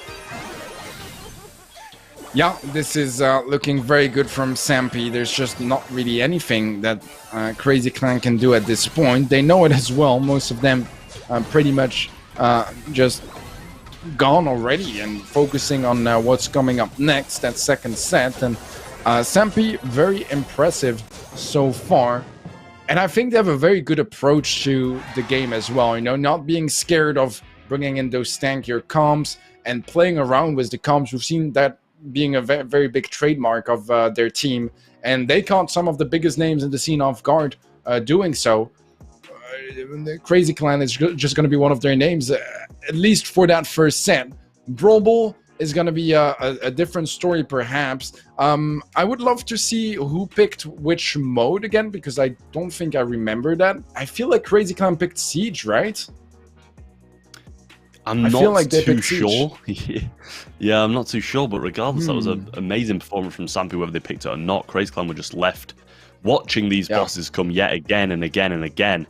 And even the first game, just unable to do any damage with 2 pushes, I believe it was, they did get. But Brawl Ball coming up next. Crazy Clan need to, you know, shift the gear if they want to be able to keep up with Sampy, because it's not looking too good at the moment. No, they definitely need to catch up, and you know, for those tankier comps, Brawl Ball is definitely a good mode for Sampy. Honestly, I feel like the draft was maybe not approached the best by Crazy Clan here as well, as we do have 3 modes where you can have those tanks coming in pretty freely and try to have a lot of mind games around those situations. So I'm not entirely sure what happened there, if Crazy maybe just weren't really too aware of it, or if they just got out-drafted. But here we go. That's triple tank already, something else that Sampy are not shy to bring in. A nice sleep onto Kaja should calm things down a little bit. Rolex is very low HP, and this is looking like a potential early goal here. Kaja not going to be able to do anything in this situation, and Crazy Clan do find that early goal. We'll see if they're able to capitalize on the switch of momentum furthermore, perhaps. Resulting to what they know best, but that Sandy Super is going to provide them with a lot of control. Now he's going to be baited out of a jump as Karjar does push onto his teammate instead. Lodon stunned mid-charge. Does go quite a long way, but Rolex might be able to walk this one anyway. Super comes in, but he does manage to force it as well. I believe he picked up Super along that as well, which is a new staple of Primo, that you just get your Super without doing anything at all. Going to be connecting with that jump, and Meow gets charged on as well. Karjar should be able to pass the ball up now and does slot it in past Madara, and that is going to be a game and a match point for Sampy. That is...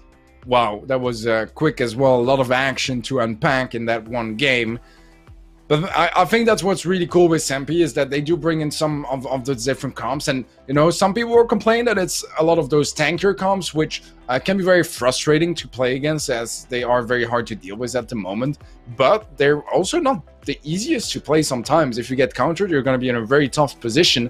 And Sampy's just seem to be bringing it in at the right moment every single time, doing a really good job analyzing you know, the enemy comps and bringing them in at the right time. And something like triple tank is honestly much harder to play than a lot of players realize.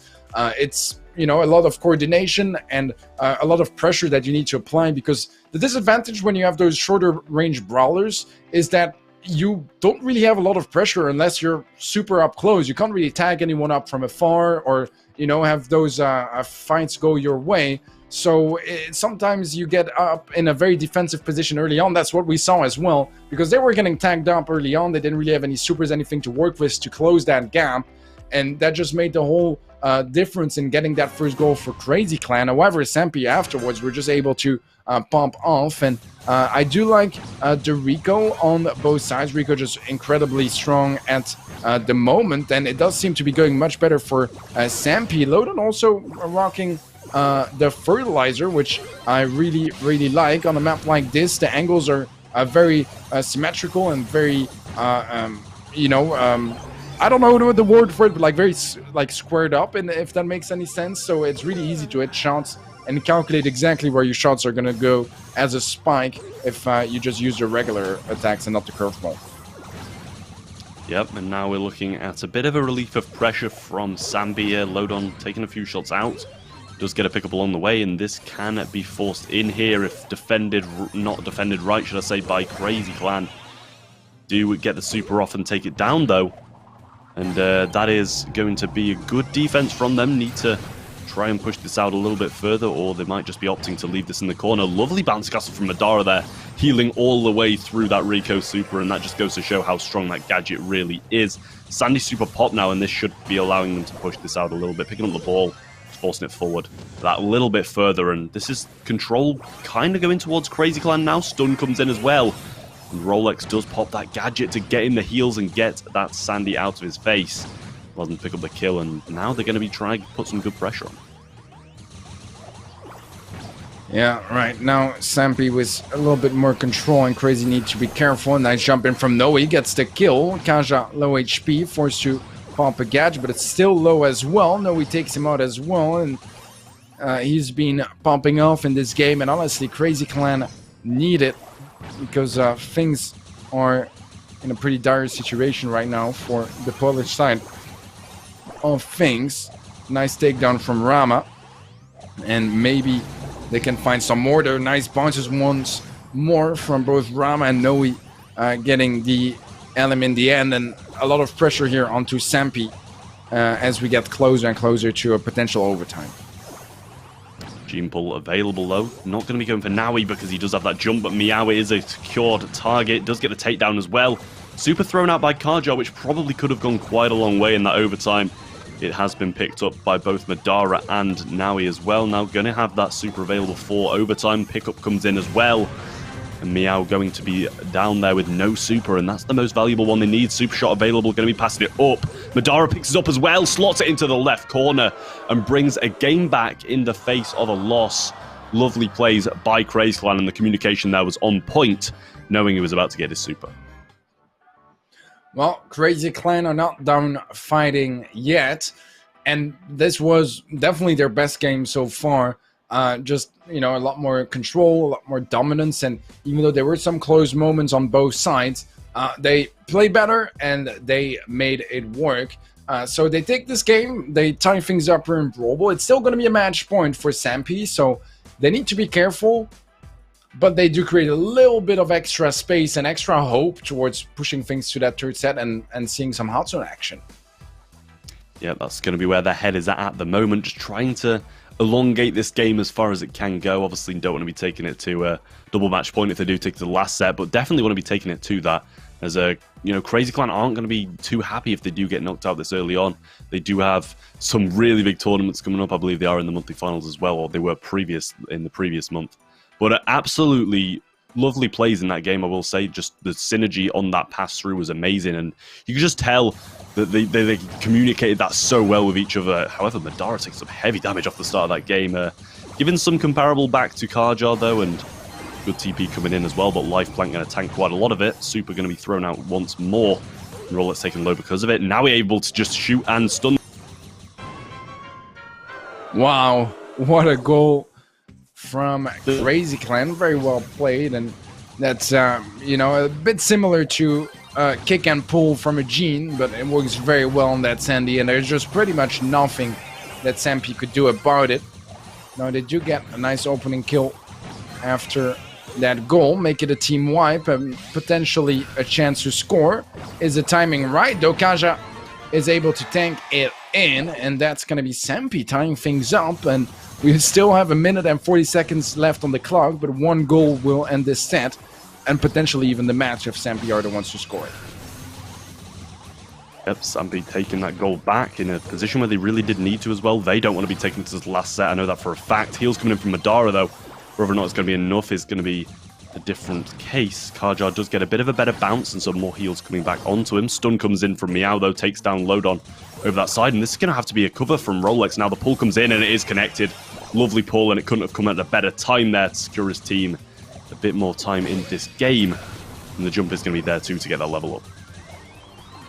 Yeah, that's what I like with the Gene as well. In a matchup like this, is potentially could be the best way to try to take down Noe with a pull and remove those 4 stages, because he is going to be creating quite a couple of problems here for Sampy's defense, as they do manage to survive off that sandstorm and start building up a little bit more control, have a decent amount of HP except for Lodon. Lodon gets reset on his heal as well, which is definitely not ideal, but should be able to recover from that situation. The magic puffs should come in quite handy here, as Rolex has the pull available and is looking for a suitable target.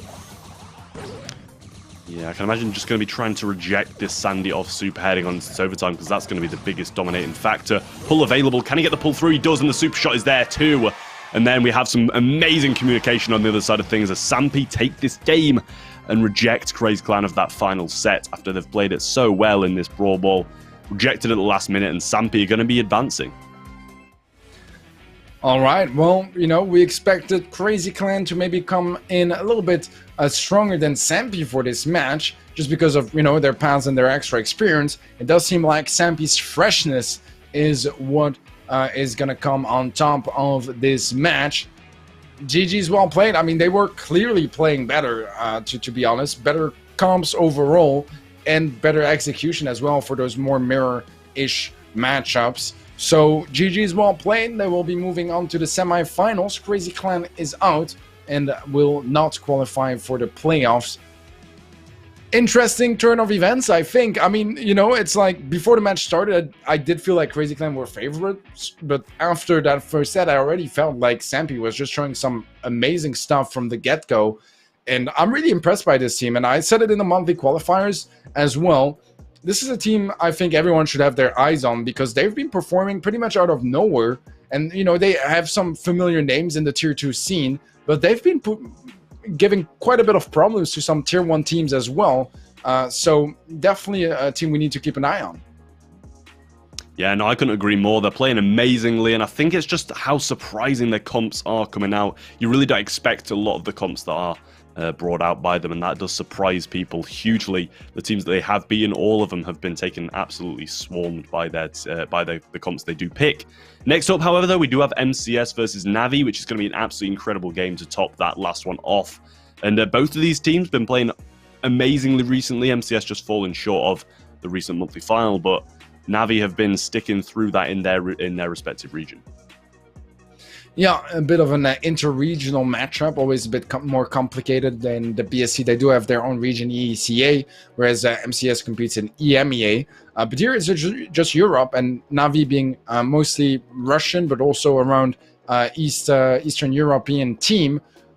That's why they can compete in EU as well. Let's give a bit of a look at this draft. Gem Grab and Hot Zone banned by MCS. Siege is banned by Navi. Bounty on Shooting Star will be their pick as well. Second pick is Brawl on Triple Dribble from MCS. Heist on Safe Zone as a decider. And then Stu and Poker bans from MCS. Primo and Buzz bans from Navi. I find those bans pretty interesting because I know that Navi have played quite a bit of Poker Double Tank in the past, or playing around that Poker, so it makes sense that MCS go for the ban. But at the same time, Navi is banning, you know, two brawlers that do really well with Poco, so I feel like maybe that Poco ban will not be quite as effective because of that. Yeah, I feel like a lot of these are targeted definitely at that second set, and advancing onto the third one maybe a bit more. Shooting Star, though, unless you want to ban something specifically for this set and get a really early lead just because of it, you know, it's going to be difficult to win the rest of them if you don't have the bans that you do want. So I definitely think focusing on that second and third set is going to be the right thing to do, especially with these two teams who are probably relatively evenly matched.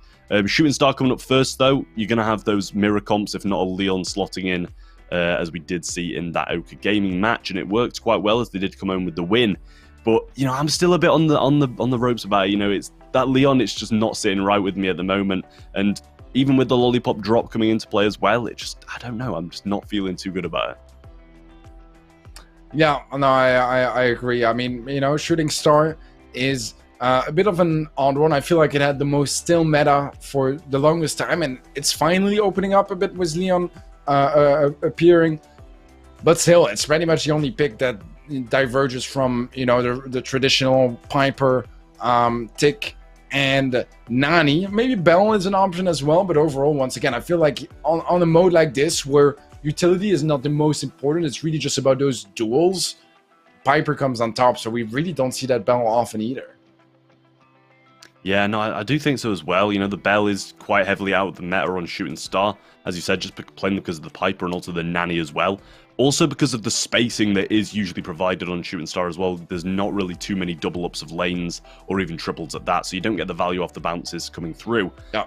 Definitely, usually, you know, you fight those 1v1 interactions and who comes out on top wins the game overall. But yeah, I mean, you know, I'm heavily sticking with that Nanny Piper comp. We've seen Brock also coming through quite a lot recently to try and take out that Tick. Yeah, true. But with that wall break, it just opens up the map a lot more for those long-range brawlers, and I think that also kind of shuts out the Leon comp as well. That's a fair point. It's an option. I still think it's not the easiest to play because Tick is just really strong. Even without the walls, he does all right. You know what I mean? Like, he doesn't quite easily get 2 or 3 tap from afar. He heals so quickly. So if you hit a shot, you're still so far away from taking him down because he's going to be back to full HP like 2 seconds later. So I'm not so sure. I do like it, but I do feel like bringing a Brock in, like, Brock is definitely a good counter to take, but it is a brawler that requires I think, a lot more skilled than Tick. So bringing him in, you actually do have to perform mechanically really well. Otherwise, you are going to get melted down, even though on paper you have the counter. Yeah, and I agree with that case as well. You know, even with that, those walls down, Tick can still do such a good job playing at that range that he does have, and it can struggle to be a Brock. You know, you've got to be able to connect those shots, as you have just said as well. And it's just a difficult task to do. You know, with those walls up, you have the Tick advantage, just that still. It's a 1v1 in mid. Whoever gets that first star is going to have a slight advantage because the opposing team are going to have to push into the home team, should I say. And that's what really shakes it up a little bit off the start, the addition of the blue star, you know, around a year ago now, I'll imagine it will be. It really did shake things up, and I will say especially on this map where you usually just sit behind a wall and peek at long range, it does open things up quite heavily now. No, I agree, and I think Shooting Star as well, and we've talked about it a couple of times already. The start is just very important and can define so much of the pace of the game. We are going to see the full-on mirror matchup, traditional comp as well.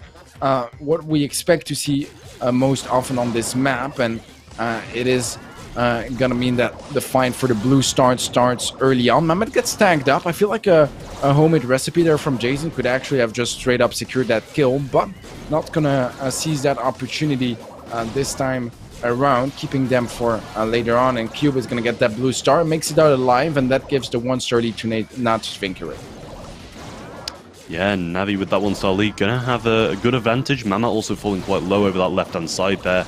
Will add as well, but Jason's gonna walk through a few of those tick mines on the return. Mamat not gonna go for the homemade recipe because he's not sure if it can connect just yet. Tick had being thrown up by FK first. And gonna go in towards the nanny, doesn't connect, but a little portion of that wall has broken up, and a lovely homemade recipe there eventually coming out from Mamat, and it does pick up the tick in a really nice pinch spot.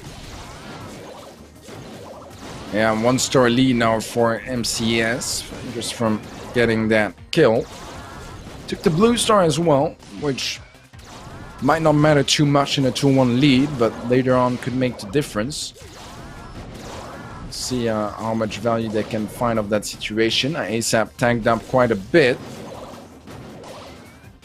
And a Peep is heading their way. So far, some good dodges. And it's going to be a miss. And I think that it was on purpose that he may have gone into that wall, knowing that he wasn't going to get in range of anyone anymore, so he might as well take those walls out. But I'm not entirely sure if it was. Yeah, regardless, I mean, he baited out that last hurrah from Sap, and he did get a shot onto him after that as well, so, you know, he could have just swung back round if he did have time, but if you think he didn't, then he didn't, you know. But some good comeback potential now from Navi as they are pushing quite heavily. FK falling very low. Last hurrah popped, and a pickup from Sap is going to finish this one off, and a really good start from MCS there. Lovely turnaround from Mamat with that spot on the homemade recipe. I didn't even see that coming, so I imagine that's why Cube didn't either, and that's going to be a really, really nice start from MCS. Yeah, a strong first game to, you know, define some momentum and pacing in their favor. They've been going through a bit of a rough patch. I think MCS, they had their ups and downs this year. But I do think that, you know, their best meta was definitely when Gene, Max, and Sandy were on. They were so good with it and able to get so much value of it. And ever since it got nerfed, they're struggling a little bit to find, you know, the best comms for them and where they can shine the most. But recently they have been finding some nice performances here and there. Let's see if they can keep it up here against Navi and perhaps secure that first set. See, this is why I love these teams. Just straight back in with the meta we know and love. Guaranteed mirror comp coming through. And Blue Star still to be picked up. Some shots coming in from both teams. Kipasa sat with a nice dodge. Cube just baiting out a couple of shots from him as well, knowing he's going to pinch over if he does push for that star. Gets hit along the way, so does have to back off. And again, and a lovely pickup from Jason. It's going to allow him to push for that star, extending it to a 3-0 lead. So even if someone goes down, they're still going to have that advantage, which is a huge thing to have straight off the start. Yeah, Peep not going to find any connections until MMA bounce back on that return to center. MMA survives it off with 200 HP. And that means that he doesn't quite go down and give those stars to MCS. They do have some good control here. MCS building up strong position to potentially close out some angles and catch them cornered. But there's still plenty of time to work with, and in the end they do need only 1 or 2 kills. Actually, they will need 2 kills to turn things around. Homemade recipe quite early there from Mehmet. Gets the tag on to Q, but he can just heal up from that distance, so doesn't find the most value off it, but does find the snipe onto Jason. And that will tie things up, but Blue Star is still in control of Navi, but a nice snipe from Mehmet, and he's been popping off on that Piper to give the lead back to MCS and perhaps even the set here, unless Navi are able to stop the countdown. Pastor Sap going to have that return sender coming towards him, but Mama is not stopping there. Gets that pickup, is very low though. Might fall down here, but just avoids the shots. And he does stay up. MCS taking that first set in an absolutely lovely fashion. Mama on top of the world right now. And taking that first set for his team is going to go quite a long way in this.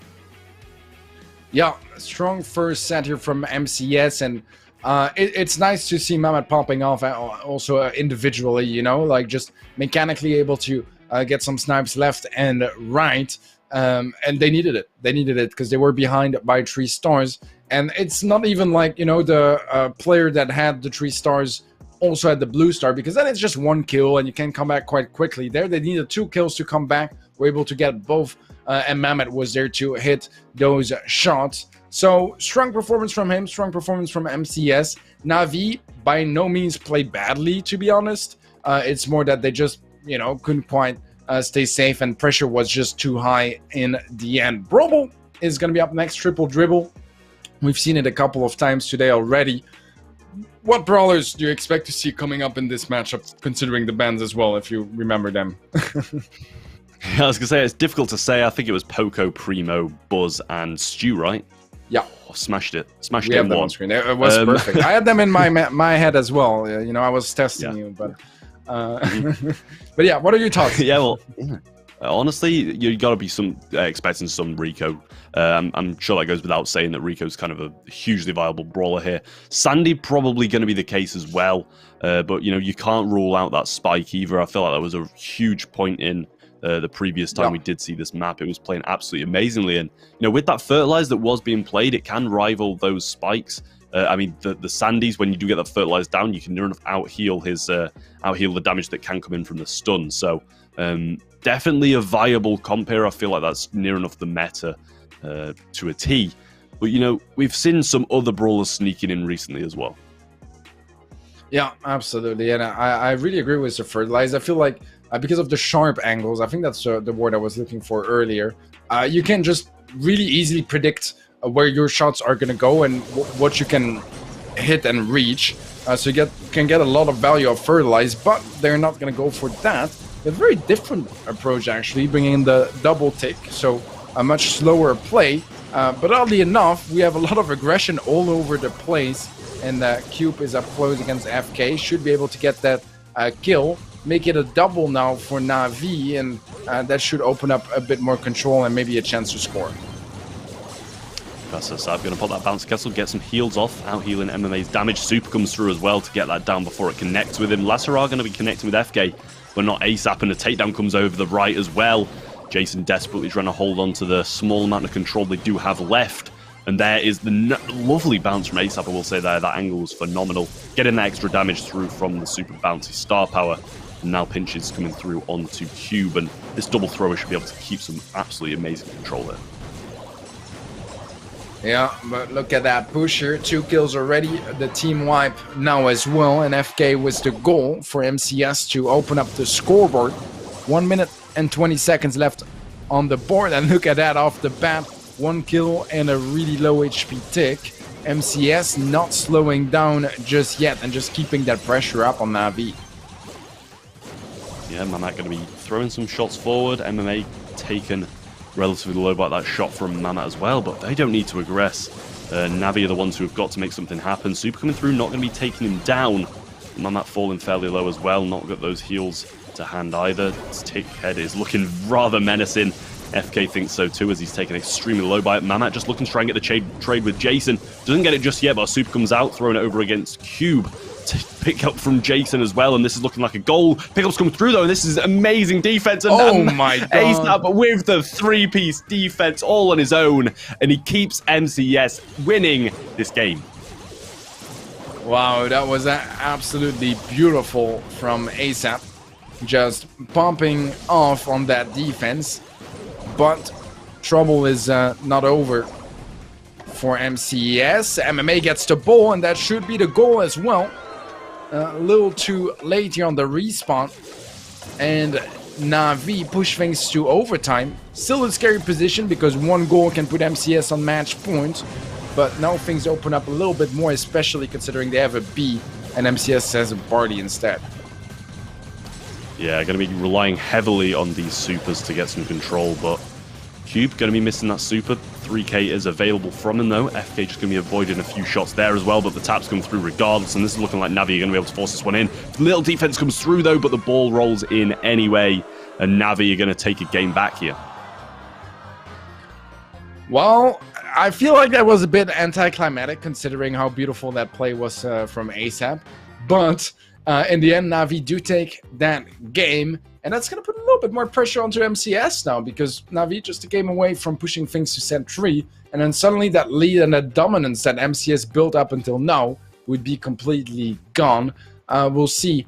I don't know. I don't love the tick meta too much in Brawl. I feel like it's pretty hard to play. I think it can be effective, don't get me wrong, but I do think it's very hard to play because you just open up a lot of like gaps in your defense. In a way, if they manage to get up close, you're just in so much trouble, and it's so hard to push them away.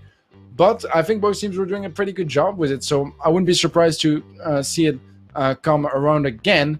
What surprises me a bit more, maybe, is that MCS struggled so much in this game, considering I feel like sure, B is a strong brawler on this map, but I feel like Barley, when you have so many walls all around the place, should be able to thrive, especially early on before there's stickhead exploding everywhere and opening up that map. So I feel like comp-wise, MC has a bit of an advantage for maybe the first minute, and they were just really not able to capitalize on it. Yeah, when they had full control as well, I was like, surely they're not going to be able to let this up. But eventually, the breakthrough did come, and that's all that Navi needed to be able to tie that game up and take it in overtime. I'm pretty sure they were extremely faithful in themselves to take that overtime rather easily. So, I mean, that one break was what decided it, really. And I felt MCS, as you've just said, should have absolutely destroyed them in the original time of things. But, you know, Navi able to hold on that long, and that's all that's going to matter for them with that comp. That's all they're going to be relying on, and that's all they need. Yeah, absolutely. Well, we'll see what they decide to bring in coming into this next game. Set point for Navi. I think Navi did look better in this game, to be fair. I mean, we had that really clutch play from ASAP that was an absolute beauty of a defense. But besides that, a little bit more pressure, I think, from Navi, and they're looking to keep that up this time around as well, getting some nice kills. Only MMA left alive though. Can they defend this one? I feel like that last hurrah was way too late from FK. Way too late. That should have been popped a lot earlier. I'm not sure if it was on cooldown or what, but that should have been popped a lot earlier, because that would have stopped that goal potentially. Yeah, I definitely agree with you there. I feel like it's going to have to come through now as well. Jason's going to get a cycle on here, and that is going to be it for this set. Oh dear, MCS are out of this set now, 1-1, and we're going to be relying on Heist to see who is going to take this one. Safe zone coming back, and it can't go any further than that, so I'm really looking forward to who's going to take this one. I just saw it coming from so far away, man. When they were all like, they only had one place they could go towards, and they needed to get away from that Mortis. I saw the super being available in that morning. I was like, he's gonna hit all 3 of them, isn't he? And he literally did, securing a very, very nice triple kill over there to clutch things up for Navi, pushing things to set number 3. And now, honestly, anything is on the table. I do feel like Heist as well of all maps and safe zone might remind of the brawler comps we saw a little bit more in Shooting Star. So some longer range brawlers, a bit more relying on those mechanics and that aim. But nevertheless, I mean, we definitely can't count either of the teams out, as they had their dominance in their respective sets. Yeah, exactly. I mean, both of them, they're looking really good in either one of these sets. Shooting Star starting off MCS, and that's going to be the brawlers that are required in this one, those long-range units. But the aggression from Brawl Ball that is going to be needed. So different aspects of either game mode they've won are going to be combined to see who wins this one. And honestly, I'm really excited to see who's going to take it. MCS and Navi, two teams that deserve to be this far, and if not even further. One of them is going to be going home, and one of them is going to be moving on to the semi-final to face arguably an even tougher opponent. Yeah, it's not going to get any easier from here, but they still have to finish that third set first before even thinking of those next matches, because both teams are definitely not out of trouble at this point. As you know, 2 games is all it takes to secure that match now, and that can go really quickly, especially in heist. You just do one mistake, you lose control, you lose the game. It can go quite quickly, although the meta is a little bit less, you know, base rush-ish than it used to be. It still can happen. I mean, I think notably Oka versus EGN was really the case as well, where one mistake and suddenly 15 seconds later you had an 80% lead in favor of EGN. That stuff can happen, especially on maps like Safe Zone, where once you get mid-control, it can be sometimes just really hard to you know, lose it or to take it away from your opponents. So we'll see what kind of comps they go for. I'm expecting more of the longer range brawlers, maybe some Brock, some Piper or Bell, as well as perhaps the Colette could be played. I do feel like it did lose a little bit of value on maps like this, where it does struggle to really win the duels against those longer range brawlers. So I'm not entirely sure. We could see some Colt potentially as well. A couple of players you really enjoy bringing that in, as well as some Rico, which can be just so good on those lanes. Yeah, I mean, kind of an expected comp here. I was maybe expecting the Bell to pull through a little bit more, but I'm not sure if that's just Tribe giving us some mind games of beating them quite heavily because of it. Piper going to be the one selected though, and Navi with some incredible early control. Silver Bullet going to be missed by Mamat, and the heals coming from Jason, going to be out healing near enough all the damage coming into him. And now he's going to use that super bounce to secure a good amount of damage on the safe. Pinch coming in from FK, heal's going to be thrown backwards. Feel like it might have been a bit of a waste, doesn't get any damage because of it. And now he's minus a gadget and also minus the control he had. Yeah, Mamat was forced to use his super as well to take him out, because he respawned without, you know, ammo or with just one shot. So couldn't quite find the most value of that. But so far this Navi was the 10% lead. And we widened up a little bit more by those shots. And every single Brock shot, because of an incendiary, just deals so much extra damage. You can find a lot of value, and that's why this brawler is so strong here as well, combined with the ability to open up those walls.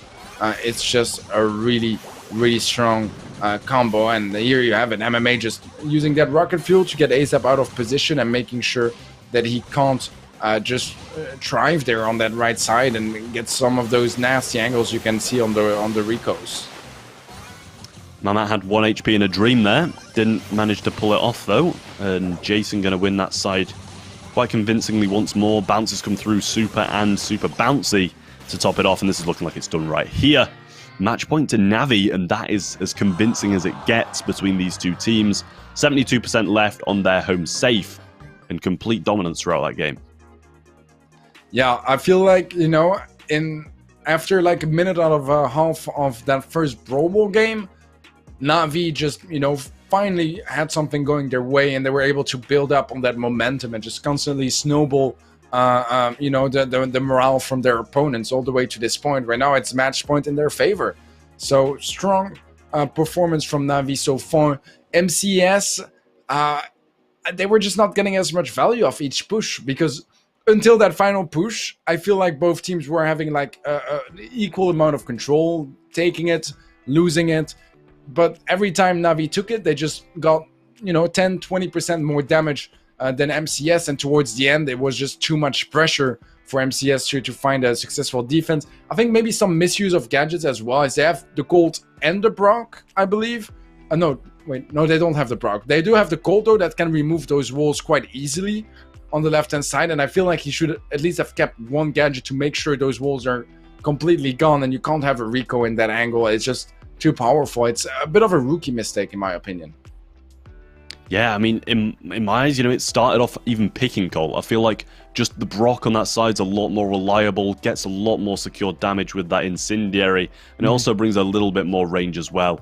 Does struggle against the Rico a little bit, but both of them do anyway, and I feel like that Rico is just heavily dominating the Colt there. Has chosen to go the Brock this time, a little bit of a break up there straight away to ensure that he doesn't get those bounce shots coming through that he can't do anything about.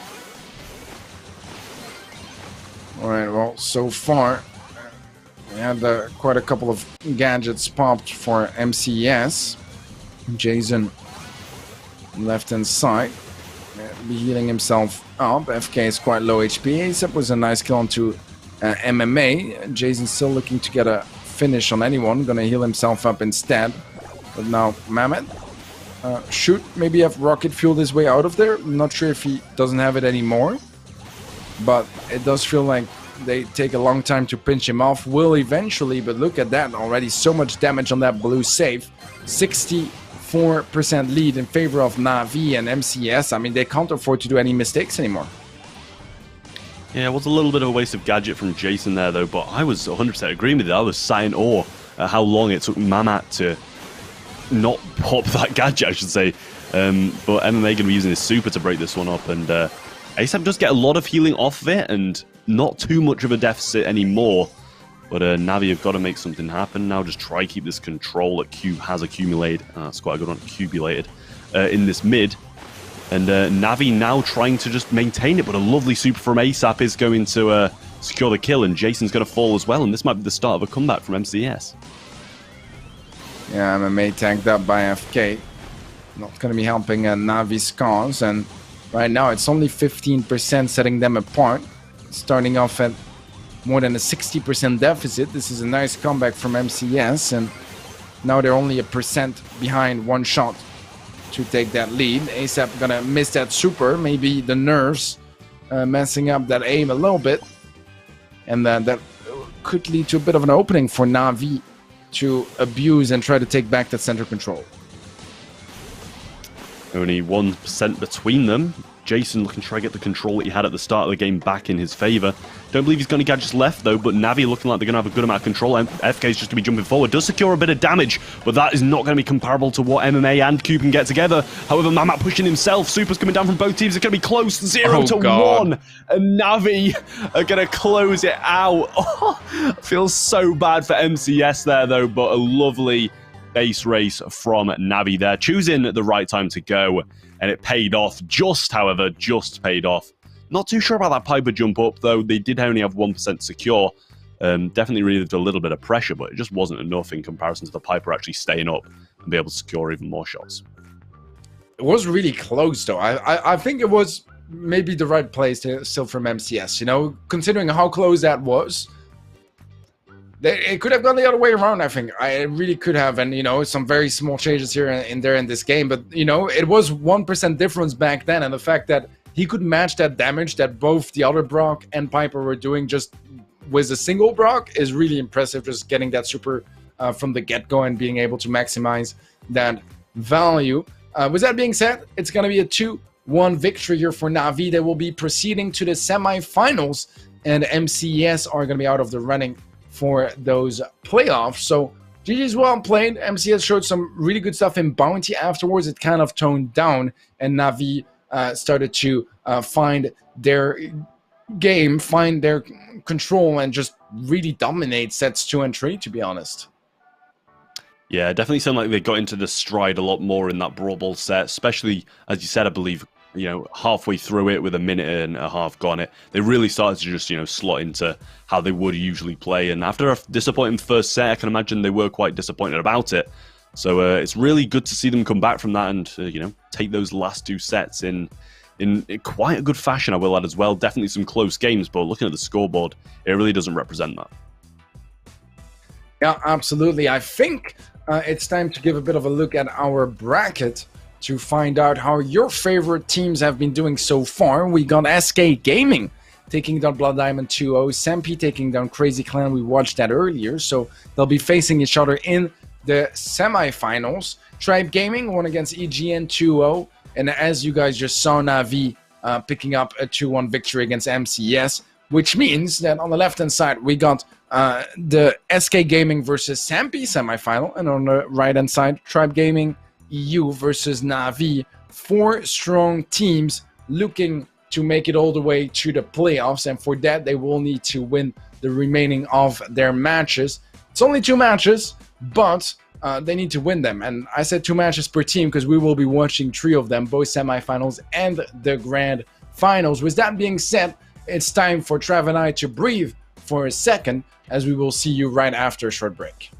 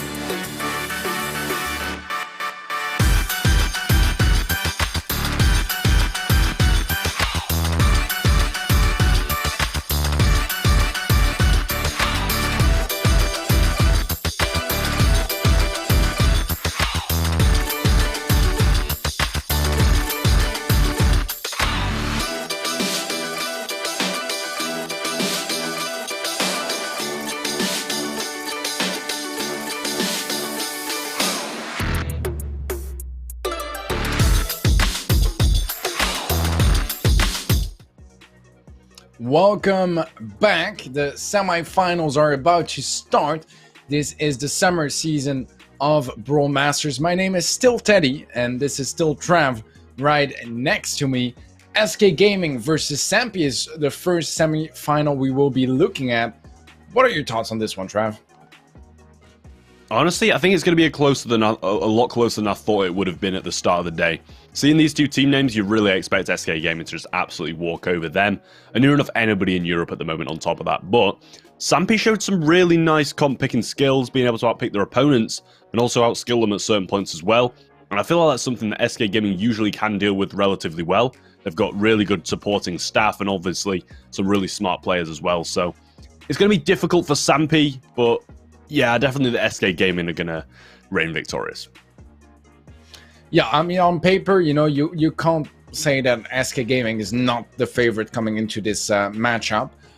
But Sampy have been able to surprise us positively by taking out some really big teams pretty consistently in the last couple of weeks. So I'm very surprised to see how they can perform here against SK. I don't remember seeing them ever play against them either. So maybe a bit of a first here for our eyes. Brawl Ball and Gem Grab are the bans for SK. Bounty will be the ban for Sampy, and they will be picking Siege on Nuts and Bolts first. SK Gaming picking Heist on Safe Zone, and then Hot Zone and Parallel Plays will be the decider if it comes down to a third set. Amber and Primo bans for SK, which, by the way, is going to be a bit targeted because they are always, or usually for the most part, go for Amber and Ems. So bringing in the Primo ban seems to be very targeted towards Sampy, and I think they've seen how much they like those tankier comps and just want to get them out of the way. Yeah, I mean, you can definitely see it with the comp that they have picked as well. They'll realize that, well, sooner rather than later, that SK Gaming are going to have them quite dealt with in terms of, you know, being able to hybrid comps really well, and that's the reason they probably have pulled out this comp and not gone for something a bit more tanky. Being able to watch them in those previous games, and obviously it's going to be the same maps as well, so you're going to have a few notes on opponents that you are going to be seeing later on in the bracket, and it seems like Sampy have predicted that. But really nice starting off from SK Gaming, getting some good damage on safe. Boss is going to be connecting a lot. No tanks coming through either, as Rolex is just too low to do so, and that's a good 40% on the bot on the safe straight away. And even one more push from SK Gaming can secure this. Yeah, this was a strong start from SK, and in such a almost mirror matchup situation, it's definitely not going to be easy. Rolex was a nice pull onto Semantic, Sleep to follow up from Lodon, only Jeden left alive, but they will struggle to take him down. Never mind, they will do that just fine. It's going to be a tie, and this is going to make things very interesting for the least, as Sampy does have a little bit of a bold lead, a little bit more control as well. And now suddenly, I mean, it's all just going to come down to this final bot pretty much, and Sampy have built up a very solid bold lead, not something that SK can't win. But if you look at the bigger picture, they just lose Jeden as well, and things are just lining up very nicely for Sampy. Yep, Scarrick's managing to get a nice pull, though, and they're going to have to start picking up a couple of kills relatively soon, otherwise this can go too far beyond reach for them. I mean, with this control that they have secured now, if they pick up all the bolts, they are going to be getting it. Really nice place from Samantha there, just to tank those shots, knowing they've got secure it. Jen goes down, and Sky needs to push over before 5 seconds to pick that up. I believe this might be a draw if he can get it back. He's running it back at that, and it is a tie. Just lovely play from Samantha there to tank that pull, otherwise that was going to be game over for SK Gaming. And now it's looking like it's game over for Sampy, as they just don't have that dive potential. Yeah, they really don't. It's going to be very hard. I just don't really see how they can make it happen. Super doesn't quite connect here, but with 5 seconds left, there's just not enough time to get anywhere close that high. Still, I think a pretty good performance from Sampy, all things considered, and they definitely, you know, made it a bit scarier for SK. I think SK have just got to be a bit more patient on that second push. They did get, you know, near enough squad wiped instantly as the repush did come in from the first. So you've got to be very, very wary of that. They could have built up, you know, a bolt lead that was too big to come back from if they'd just played it a little bit better in the mid. But knowing SK Gaming, they're going to be the team who are going to break that if anybody is going to, because it requires a huge amount of team play as well as some heavy mechanical skills, and they were able to do it just. You see Scarrick sprinting for that bolt to get it before that 5 seconds hit on the timer, and he just managed to get it back to secure that tie. Otherwise, that would have turned out a totally different story. Yeah, it was really close. What I think was incredible as well is that both teams were at 13 bolts 1 second before the final tie, and then both teams were exactly at 14 bolts at the moment of the tie. Like, they tied at 14 while being both at 13 just a second before. That's just how close it was. If either player just banked it a split second earlier, that would have been a siege bot for their side and potentially turn things around for Sampy. But game one goes to SK, not the most convincing win we've seen, but a win nevertheless, and we are going to see some of those more tanky options now with Lodon bringing in the Frank, as well as Scarix going for the BB. This is something I haven't seen in a while, bit of a Frank Colt comp, wasted gadget from both Semantic and Lodon, I think there. Some shots coming through now, just trying to secure a super. They know they're not going to secure too much damage on this push anyway. They need to hold for that control because Colt and Frank is going to be a hugely dominant defense. However, looking like he's going to go down, and it's only the Colt left alive. Can come through now. Piercing damage will be there. Jetten with a couple of shots on, and they're going to secure about as much damage as they did last time. So Sampy going to have a very comparable push out as what they did last game. Yeah, Loden getting pulled, going for the stun nevertheless. Connects it onto Jetten, but it's only Kaja left alive, and Skyrix is able to take him out. SK still in control. Gonna get the second bot, and Sampy don't have a single bolt secured for the third bot, and that's honestly quite scary thought, as now, well, they will have just that one bolt that Loden picked up, but it's really not big of a lead coming into a third bot where SK will get to keep control, have the damage lead on Ike, as well as the bolt lead. Yeah, 2-1. Sandy super available as well as a Gene super. It's going to be very difficult to push into, and that's where, you know, it's really going to negate the value of what they've been trying to do the entire game, which is break up that map, and the Sandy super can go a long way. You can see that going into effect here. Karjar being taken down, Rolex very low, the pull comes in, Lodon's going down, and so is Rolex. That's going to tie this one up very, very nicely, and that is going to be the game to SK, as Sampy showing no development at all. Yeah, and this is the kind of moments where that first game really is gonna hurt for Sampy, you know, because this one was a stomp, but the previous one they did really stand a chance of taking it, but it was just that close. We are looking at SK taking this first set, oddly enough the set that Sampy picked as well, which against SK, you guys know how good SK are at Siege. You have to be quite daring to just first pick Siege against them when you are a heavy underdog. And I still feel like, especially in that first game, Sampy played it quite well. It was quite close. The second game, though, just the kind of sweep we just expect to come from a match like this. Yeah, SK Gaming, I mean, you can't really pick Siege into them to start with, as you have just said. They are an incredible Siege team. And Sampy, though, they did perform really, really well on Siege last time, relying, you know, those tanks did come through extremely heavily, and without Primo in the mix, it kind of does shake that up a little bit more. You saw them trying to force it a bit there with Frank, but it's not the same. It's not the same theory. You know, you got the B and Colt alongside it, so it's definitely a different theory to what the tanks would usually go for, which is keeping the map closed. But you see them definitely trying to force something they're a bit more comfortable with into those comps, and SK dealt with it relatively well, finishing that out nice and simply. Heading on into the second set now, though, it is going to be SK's pick, and also his safe zone, so that's definitely going to play into their hands a bit more, I think. Yeah, absolutely. Yeah, I do feel like SK are just going to run away with the 4 sweep in games here. I think Sampy had their chance to start things off with a banger in that first game, and after that, it's going to be hard to recover. They are bringing in some interesting comps for the least, but it's definitely not going to be easy to play, especially once Skyrix starts opening up that map. Kaja goes down. They do take the 9% lead early on. It's only the Poker left alive. Semantic snipes him down, and SK have full-on center control and are going to be starting to deal some damage on that save. Yeah, I believe it was SK who actually introduced this comp to the meta that Sampy are playing, so I'm sure they'll know how to deal with it relatively well. And it does show here. You kind of expect them to be able to walk them over a bit faster than this with this comp, but Skyrix looking to try to get some damage onto the safe. Karjar there to tank it. Going to take a few shots to the face along the way, but these two aggressing against Piper's not going to end too well. Semantic does jump away in hopes for Skyrix to be able to assist him in the defense, but this might be a bit of a walkover too fast than what they can finish the safe in. It's looking like it. The max damage starts to come in, BB2, and it's going to rely heavily on the Skyrix super. Going to miss quite a bit of it. Heal comes in as well. Damage coming through now, though, and this is looking like it might be turned around by Jetten.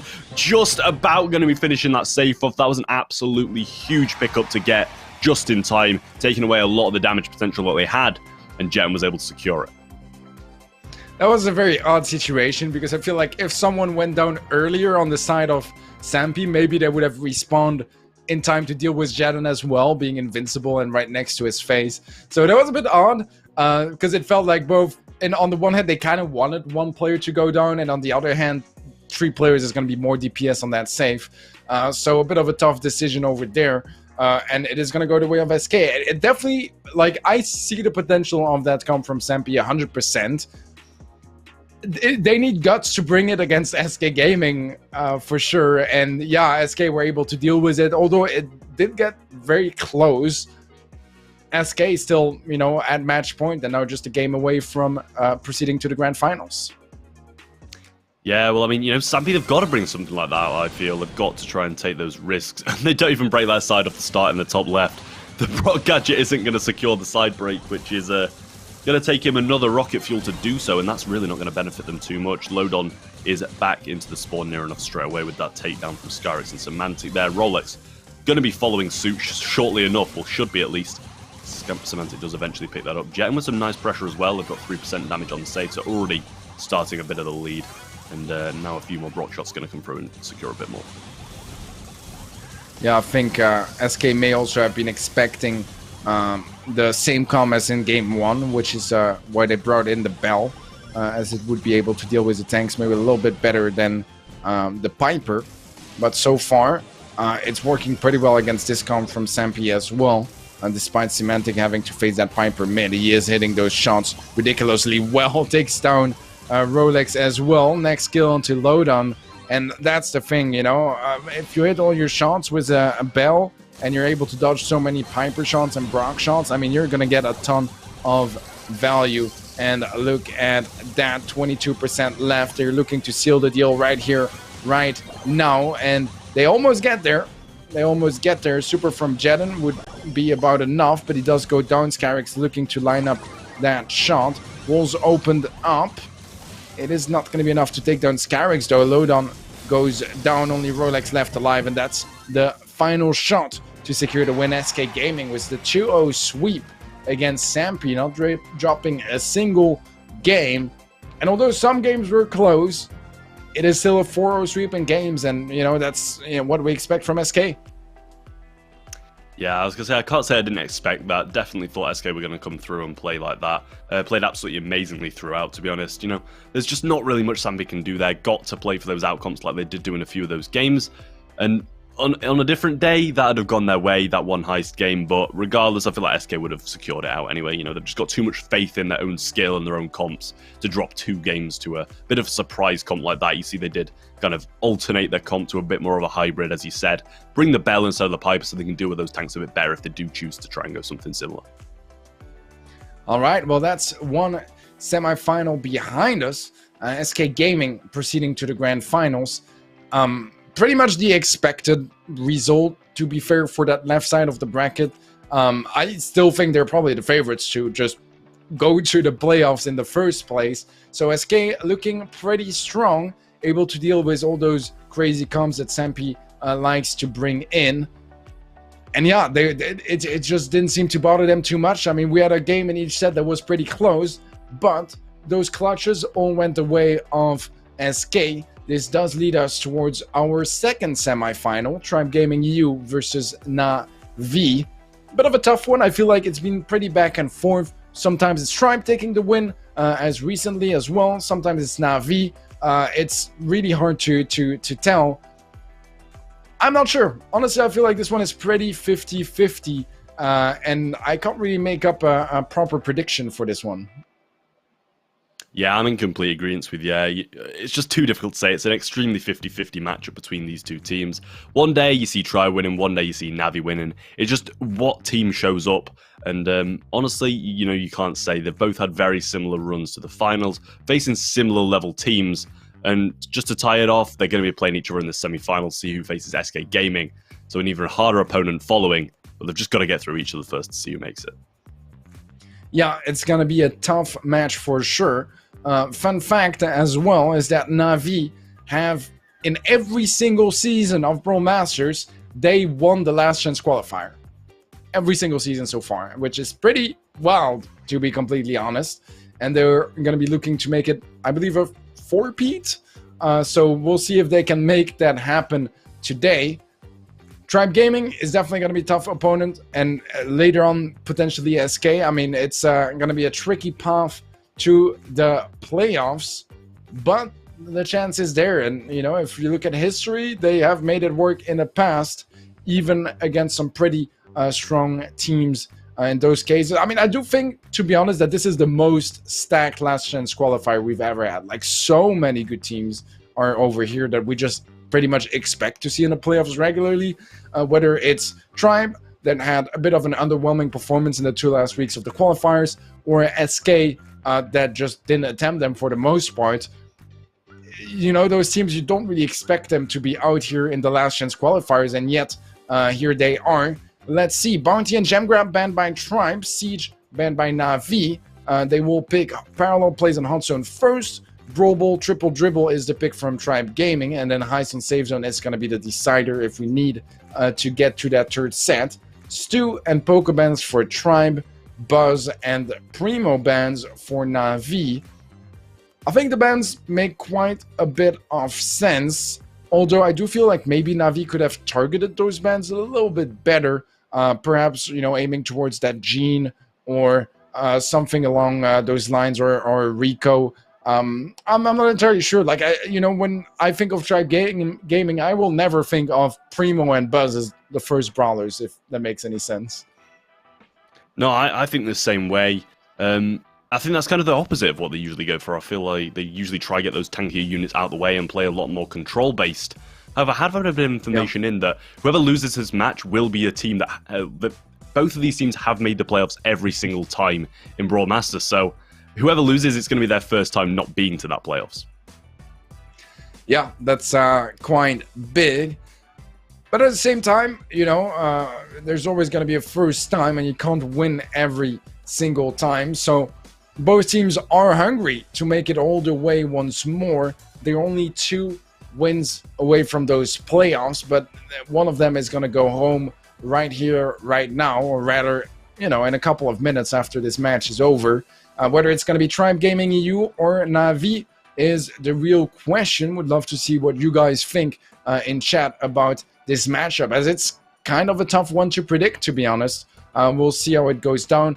I do feel like Parallel Plays being first pick would probably have been the first pick from Tribe Gaming as well. They first picked it a couple of times today already, so that could go a little bit in their favor, as they get 2 maps they thoroughly enjoy in the two first maps. So maybe a 2-0 sweep could line up nicely because of that. But I mean, Navi is a team with a lot of experience and skill, and they definitely are at least decent, if not great, on most maps in the first place. So it's kind of hard to tell from there.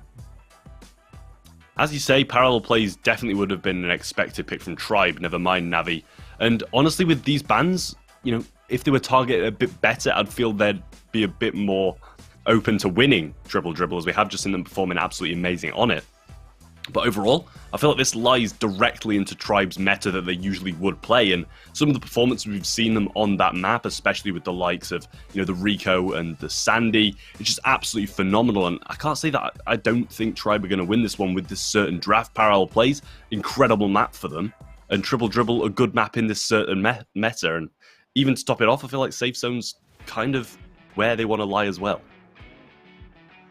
Yeah, no, I agree. I think this is a pretty good draft for Tribe overall. We'll see if they can make the most out of it, because no matter the conditions, Navi is a really strong team, and Tribe are going to have to stay on their toes if they want to attend those finals today. We'll find out. And once again, for the banning process, a little bit more confused as well. I think the bans from Tribe make a lot of sense. They don't like those tankier comps, just remove Poco. They don't like Stu whatsoever, just remove Stu. I'm still a little bit on the fence regarding Navi's bans, as I feel like they could have had something much more targeted and much more powerful in a way, and customized, as it does feel a bit more like just standard bans. But at the same time, if they just never play Buzz and Primo, you might as well ban them if you don't scrim playing them, you know, and if you usually just have them as go-to bans, because then the settings are just much more familiar for Navi. I think that's just very different strategies that, you know, teams will have to employ, whether they want to remain more to their usual, you know, strategies, or if they want to think a bit more outside the box, try to target some bans, try to be a bit more customized, but then they also have less experience in those exact settings.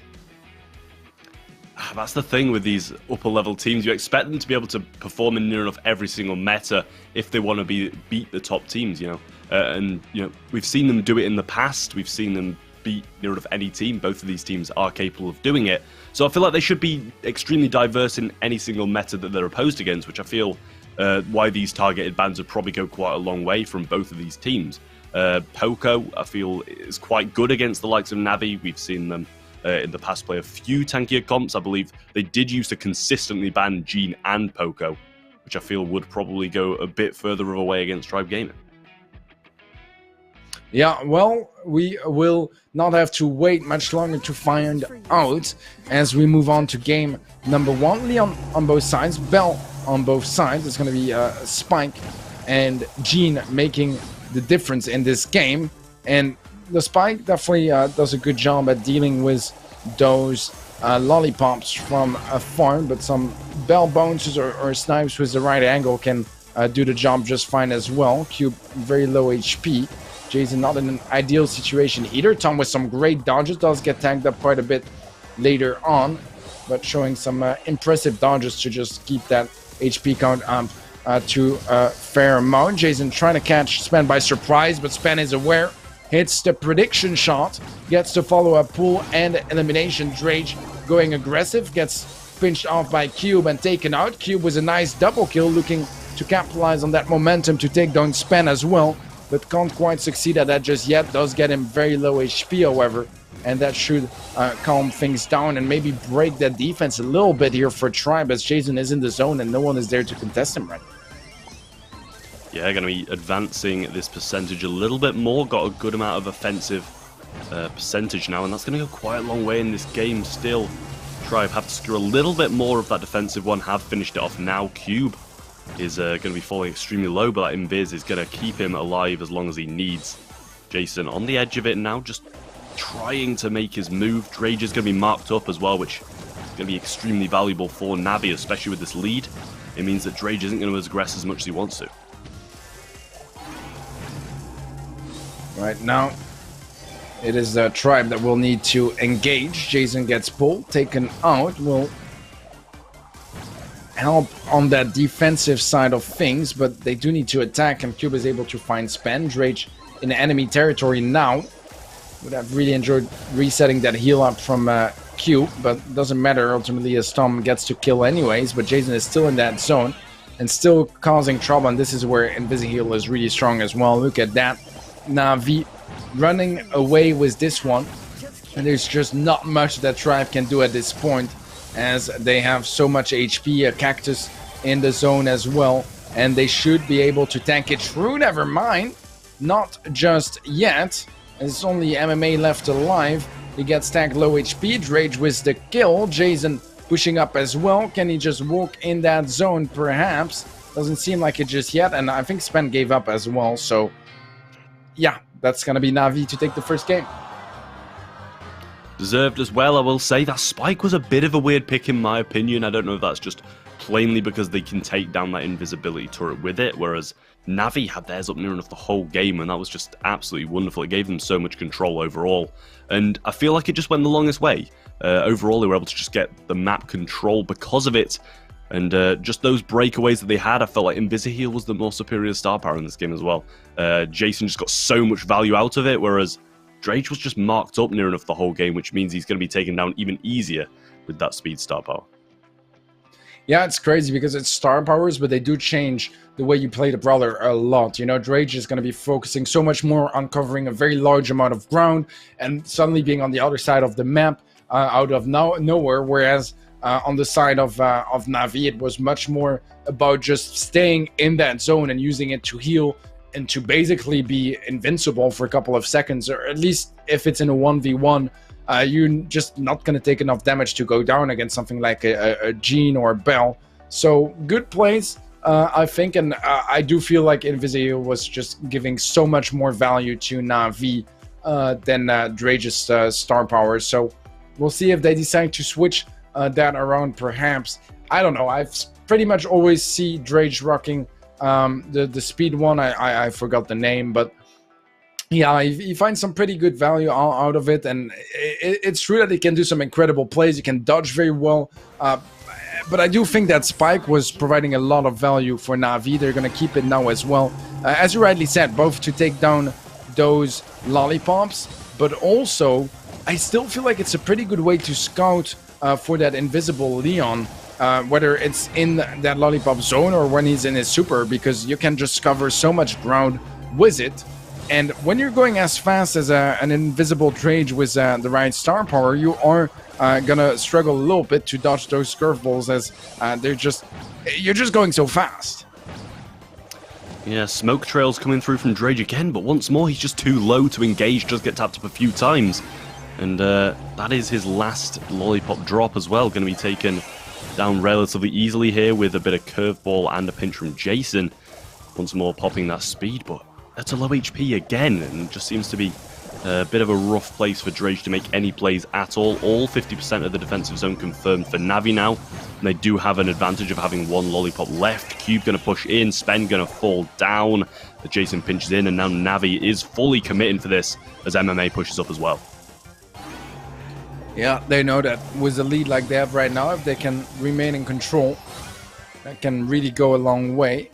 Jason invisible, trying to catch Spen off guard, is not quite going to succeed, and now suddenly Drage is catching up the percentages, only a 4% difference. Tribe have a little bit more control, trying to force a way through this defense from Navi and maybe take back the lead. Yeah, I mean, only 4% in it now. The MMA's marked up and extremely low as well. Drage not going to engage just yet because he knows how much damage he can do at that long range, the short range burst. And Tribe looking like they might come out on top of this one if they can maintain this control. Drage does have his super as well, knowing he can go a little bit aggressive, deciding to push off though, and back on again, just to then make him lose the scent a bit. 89% now confirmed. Navi is on the offensive zone as well though, and Jason is just going to be left there. Tom relying on himself to try and get this pickup, does get it, but also traded out, and this might be a huge turnaround. I'm not sure Drage can get there in time to get on the zone before Jason gets off this one. 93%, 94 now. Jason pops his super, knowing that he can avoid it a little bit longer, and Navi are going to be taking that first set away from Tribe. And in an absolutely amazing fashion as well. Seems like that game was a little bit back and forward, but the first one was very much in their control. That was a really, really good game. Tribe, I do feel like played maybe a little bit better overall, but you know, it's a marathon, and Navi were able to come back very nicely towards the end. With that, the clutch kills on the right-hand side, being able to stop Drage from continuing to capture that right zone, and then Navi just were, you know, present on the bottom left side, able to come back and eventually put enough pressure on Navi, on Tribe, to not really have any appropriate response anymore. And it was very well played. Forcing out a lot of supers and utility as well, being able to deal with those gadgets really, really easily. Navi was a very strong performance in this first set. I wouldn't say like an insanely dominant performance, but I'm still very convinced that, you know, Navi played this one out better if you look at the set overall. And coming into Brawl Ball, that's going to make things quite interesting, because I do feel like overall Tribe probably like parallel plays just a little bit more than Brawl Ball, and I'm not speaking for them, but that's, you know, from seeing them play in general. And I don't know, they'll have to be really on point here, because Navi is looking pretty strong today. Yeah, I mean, honestly, Navi looked absolutely incredible in that game, and they're going to be trying to carry it forward here as well. They've had a bit more experience, at least from what we've seen on Triple Dribble today, but that'll have been a totally different meta. Playing that double thrower, it's going to be a bit of a difficult thing to do here. I believe they did play the B Rico, not the double thrower, so probably going to be opposed with something a little bit different from Tribe, as they do take a little bit of a different approach on these kind of things. And I really do think this is Tribe's meta, but Navi have just been playing so well that they might be able to pull something out of the bag here. Yeah, that could absolutely happen. Well, we'll find out soon enough when we hop into this set. I think Navi starting off with a really, really strong start. It was their pick as well, which surprised us earlier a little bit as well. I mean, we know it's a good map for them. We wouldn't expect it to be their favorite facing off against a team like Tribe Gaming that really likes it as well. Let's see how Brawl Ball goes as we move into it. And I'm not so sure how well this comp is going to fare for Tribe, because there's just so much health available on Tribe Gaming, and although they do have some anti-tank measures, I still feel like they might get overwhelmed rather quickly by the HP count that Navi has. Yeah, especially on this map, I feel like it's a lot more difficult to play that Spike and Rico. Usually you'd look at those two brawlers and you'd be like, all right, well, they should win this game. Just plainly because of the matchup. Spen knocked out of that shot as well. Going to be taking his gadget out. Tom left all alone now. Drage eventually going to be respawning, and that's going to be the value they need against the tanks. But he is there. The stun missed, though. Navi might have enough HP to walk this in. He doesn't pass it to Cube. Tom not going to be able to get the ball in time, and he's able to force it in anyway, making it 1-0 in this game. Yeah, this is a pretty tough situation for Tribe Gaming. I think that, you know, they do have some stuff to deal with tanks with the comp. It's not the worst it could be, but something like a Spike, for example, does lose a lot of value because the gadget is just not the most effective one against tanks. Like, his gadget has basically no use here except a bit of healing. There is a push coming through. Drage gonna tank it in ever so barely, but does tie things up. And the further we do get in this game, the harder it's going to be for Navi to make any plays happen. So we'll see if they can maximize the value until then. Cube still pushing up, finds Drage, gets slowed, goes down. Jason popping off though, getting a ton of value. Does get knocked back, but not quite far enough as he just instantly picks up the ball, scores, and secures a match point now for Navi. 2 match points, in fact, as Tribe are in a pretty bad situation now. They need to win both next games of Brawl Ball, or it's going to be the end of their journey in this qualifier, and to be frank, in this season of Brawl Masters. I must say that was an absolutely lovely play from Jason there. I didn't expect him to be able to force that one in, but he just positioned himself perfectly to bounce directly off a wall that was like the smallest amount of space away from him. Now he can pick the ball directly back up if he does that, and he did it absolutely perfectly. Executed it absolutely wonderfully and able to just force that ball in, take his team to match point. And Tribe are going to have to go back to the drawing board and need to think something up, because Rico and Spike, if that's not working against tanks, I'm not really sure what will. Yeah, no, I completely agree, to be honest. And yeah, it's a bit odd, and I feel like Spike used to be better at dealing with tanks than it is today, just because the old gadget is a bit better. When you have like a Mortis on your face, you're gonna find a lot more value. And right now, the Cactus, I think it's such a strong gadget, but against tanks, I mean, for the most part, it's not gonna tank all that much, especially for like BBs and Mortis and Frank, which, you know, have zone damage, so they don't really care about having something in the way. It can provide a little bit of healing, but the thing is, the Cactus has more HP than Spike does, which means that, you know, Spike is going to die before the Cactus does, so it really just doesn't work all that well. And they had to rely a lot on the Rico to make things work, but once again, if Mortis does dash on his face, it's going to be a very, very tough situation for him to survive that off. And I think the comp was just really clever from Navi, able to deal with that comp from Tribe Gaming very valiantly. You could see that Spen was reading that the Mortis was going to dash on him as well. He pops his gadget just in time, tries to shoot it off the wall, but by that time, Jason's already there tanking the shots, which in reality, you'd usually hate to do that. But when it's a gadget, you really want to soak up that damage and ensure that he doesn't get the heals that he's going to. Because if he's in the right position, that's going to heal almost 3,000. And that's an extra 3 shots for you to do. So having already got up to him, you're going to have used a couple of ammo, and you need to make sure that he's not getting that healing off. And Jason did that even more perfectly than I could have imagined doing it. So really nice plays from him and Navi overall as well. Match point going in now. Let's see how it plays out.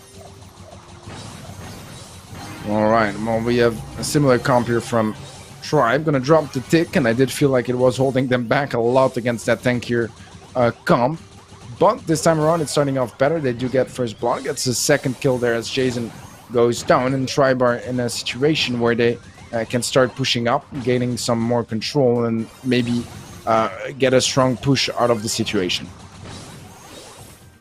Yep, Cube gonna try and prevent this offense, but really not looking too likely. Does get his pull now. Drage with a lovely stun though, trying to get Tom to back him up there, but he does get pulled in just in time. Jason gets a nice heal off as well, trying to defend this on his own. Spen gonna be out healing that super once more, and that just shows how ridiculous that gadget is. Out healing an entire super from Spen there. Cube now trying to just relieve some pressure, but Tom just keeps on pushing down that side, and winning a lane against the Sandy's not an easy feat to do. Oh, that's an amazing super from Jason that wants more, and that should eventually allow them to push out of it. And Navi pushing up, we're able to deal with that defense very well, to be fair. Drage gets an important stun on Jason. Is it enough to secure that he would stay alive? Not quite, as they both end up going down, but it does leave an opportunity for Tribe to regain some control, line up some nice shots onto MMA, and maybe even take him down. He did find a safe spot from the curveball, and that should help him heal up fully and maybe get a bit of a better setup for the defense. But it's not a good situation here for Navi. Tribe have much more control. MMA is very low HP, should be falling down. He gets a nice stun onto Drage, but oh my god, what a spray from Jason. And that's going to ensure the defense for Navi. And we're only 25 seconds away from overtime. Things can really get interesting here. Yeah, I'm not really sure who's going to come out victorious here. I believe it's probably going to come down to whoever gets that Sandy super first. Navi going to be secured near enough back in the map, and MMA getting slowed once more. Tom throwing super after super onto him. Not much you can do in that position. Jason and Cube left all alone now. Pull is available though, and he needs to make use of it. Super coming in from Jason, but taken down by Spen. Tanks coming in from Drage to keep him alive. And we do have MMA super going to be trying to provide some good control, but the spread from Drage's shot and the curveball from Tom is going to give a lot of value in scouting that out. Yeah, a missball from Cube could be quite punishing later on here for Navi as we get further into overtime, and that could have been a really great opportunity at opening things up. Tribe on the aggression now as they are pushing upwards with that ball, but HP wise it's not looking too good. They do get a kill now onto MMA, which could be the opening they need, and this is looking very much like a golden pool though, but I don't think there's any way for them to deal with it. It was close. What a defense from Navi, but it's still gonna go in, and Tribe Gaming get their first game on the board, tying things up here in Brawl and giving a glimpse of hope for the British fans. Yeah, Tribe eventually showing us what they have, and it was honestly looking very, very good, keeping the control near enough the entire game, firmly having Navi and Spawn there. Just a few glimpses of hope from Navi, but they're just not able to push as much as they'd like to. Not making use of those supers as they should be in overtime. The Sandy super really didn't give them too much value, as they didn't want to feed Dridge his, as well as being scouted out by Tom with that curveball, and that's just an amazing feature to have. That is why you mainly use curveball, in case it goes that long way. And plainly because you know they're not going to play tanks, and I'm surprised he didn't swap it just in case they did. Yeah, I agree. Well, we'll see how this next match point goes. Still a match point for Navi, so pressure is still up for Tribe, but they're just a game away from relieving that a little bit and pushing things to heist. I'm not sure. I feel like that game was just so close, and there were a lot of chances for both teams to secure the game, and I don't know if Tribe Gaming is going to be able to defend off another match point. I hope so, because I want to see that third set. But I feel like Navi has been playing better so far, even in Brawl. Maybe not by a long way here in Brawl, but still they've shown us some really, really good stuff. And we'll have to find out what comp they go for. Maybe going back to some tanks, triple tank we saw in game 1. Maybe back to this one, or having some slight changes as well. Could happen on the side of Tribe too, to be honest, to try to catch them off guard. But we are going to see the mirror matchup this time around, as if I remember correctly, they removed the Sandy on both sides and ensured that both the Gene and the Spikes on both sides. And May getting peppered down by that curveball now. Spen showing some really nice signs of a push. Drage on his own, trying to tank the wall all the way through. Does go down on the line, but Spen able to walk that through, as the ball did stop in its tracks. Navi now heavily on the back foot in this game. Cube being pulled in as well. Knockback comes in though, and Drage falls quite low. Pull through. Bit of a waste though, as he didn't have enough ammo or his life to back that up. Jason taking a few shots onto Tom, but going to fall as well. And this is just where Tribe really look good when this is their meta. You know, they've got the Gene, they've got the Spike, they've got the Rico. These are 3 of their best brawlers as individuals. I think this is just not a match, a mere matchup that Navi should take, to be completely honest. But we are gonna go to set number 3, just to you know, explain my point a bit more and elaborate a bit more. I feel like this is some of the best brawlers that Tribe have. First of all, I'm not sure why Navi didn't ban some of them, or at least like the Gene or the Rico. And secondly, I don't know why they would go for a mere matchup against them in those conditions. It just doesn't feel like a very safe way. You know, you have 2 match points. That would have been a much easier way out if they had those out of the picture, or went for some of those tanky counter comms, because you know Tribe is going to be playing it if they can, and they gave them the space to do so. Tribe Gaming always shining with those sort of brawlers, and that is going to push things to a 3rd set. So safe zone in Heist to decide who will be joining SK Gaming in the grand finals of the last chance qualifiers. It's going to be Navi, is it going to be Tribe? I guess this last set is where we find out. I feel like Safe Zone's been deciding a lot of the games that have come down to the wire. Seems to always be that last game or the second game of it if it is a sweep. So, I mean, it's one of those game modes that can be done really fast, or it can go the long way, depending on how the teams do play it, whether they play it aggressively, like we've seen quite a lot of teams doing, and finishing that safe up nice and fast, or whether they play it that passive and play out for the long run and, you know, have the longest lasting amount of percentage left. And I feel like different playstyles are going to come into play here, and you know, Tribe with their really defensive playstyle and what we've seen from Navi kind of been forced onto a defensive playstyle, but I think they like to play a bit more aggressive, and that might come to show here.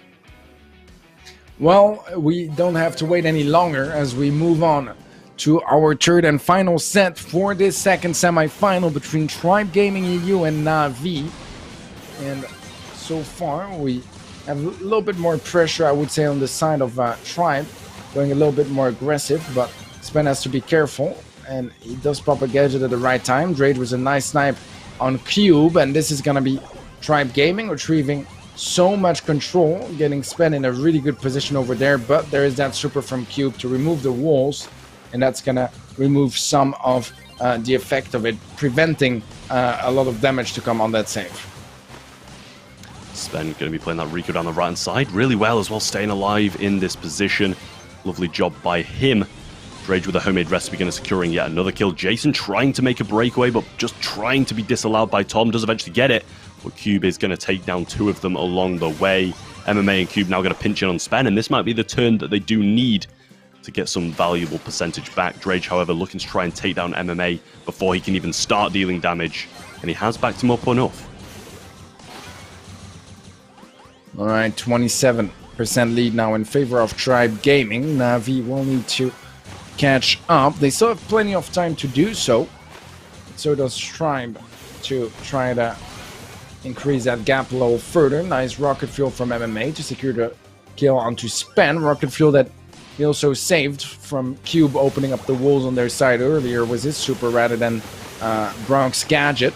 Now we have a bit of damage coming through that is gonna tie things up for now, but that kill from MMA could as well open things up. Tom does get a nice trade as Cube goes down, and that should relieve a little bit of pressure for Tribe to maybe try to retake that center control. Bit of a stalemate back again. Now we've got mirror sides once more. Well, mirror different sides, I should say, on different aspects of the map. But it's whether who's going to make the first break. Drage trying to make a break for that save to get a few shots on. Spen being taken extremely low, but Drage isn't going to allow that and taps 2 of them, takes them down. And Tribe are looking very good right now. Damage starts coming in, and I'm not sure Navi, even if they do get up the map at this point, have enough time to equal it out. It's just Cube, and Drage is going to continuously shoot at that safe, and this should be wrapped up, and it should be match point to Tribe right now. All right, match points rather coming up here for Tribe Gaming EU, 1 game away from the grand finals, from facing SK Gaming.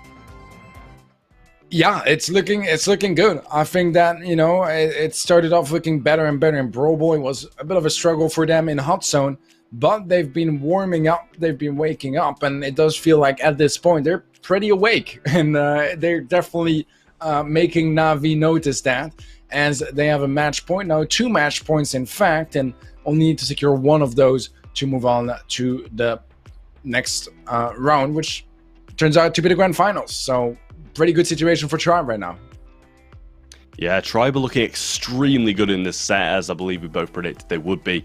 It just seems like this is the kind of meta they want, as we saw them in the last set too, playing the perfect brawlers. We saw Drage being absolutely incredible on Piper, and his addition has allowed Spen to slot onto that Rico, which wouldn't usually have been the case if Drage hadn't joined the team earlier in June. So it's really nice to see them excelling, because Drage can take over some of the roles that Spen had to play, and then he's able to slot into that Rico, which I must say he's absolutely incredible with.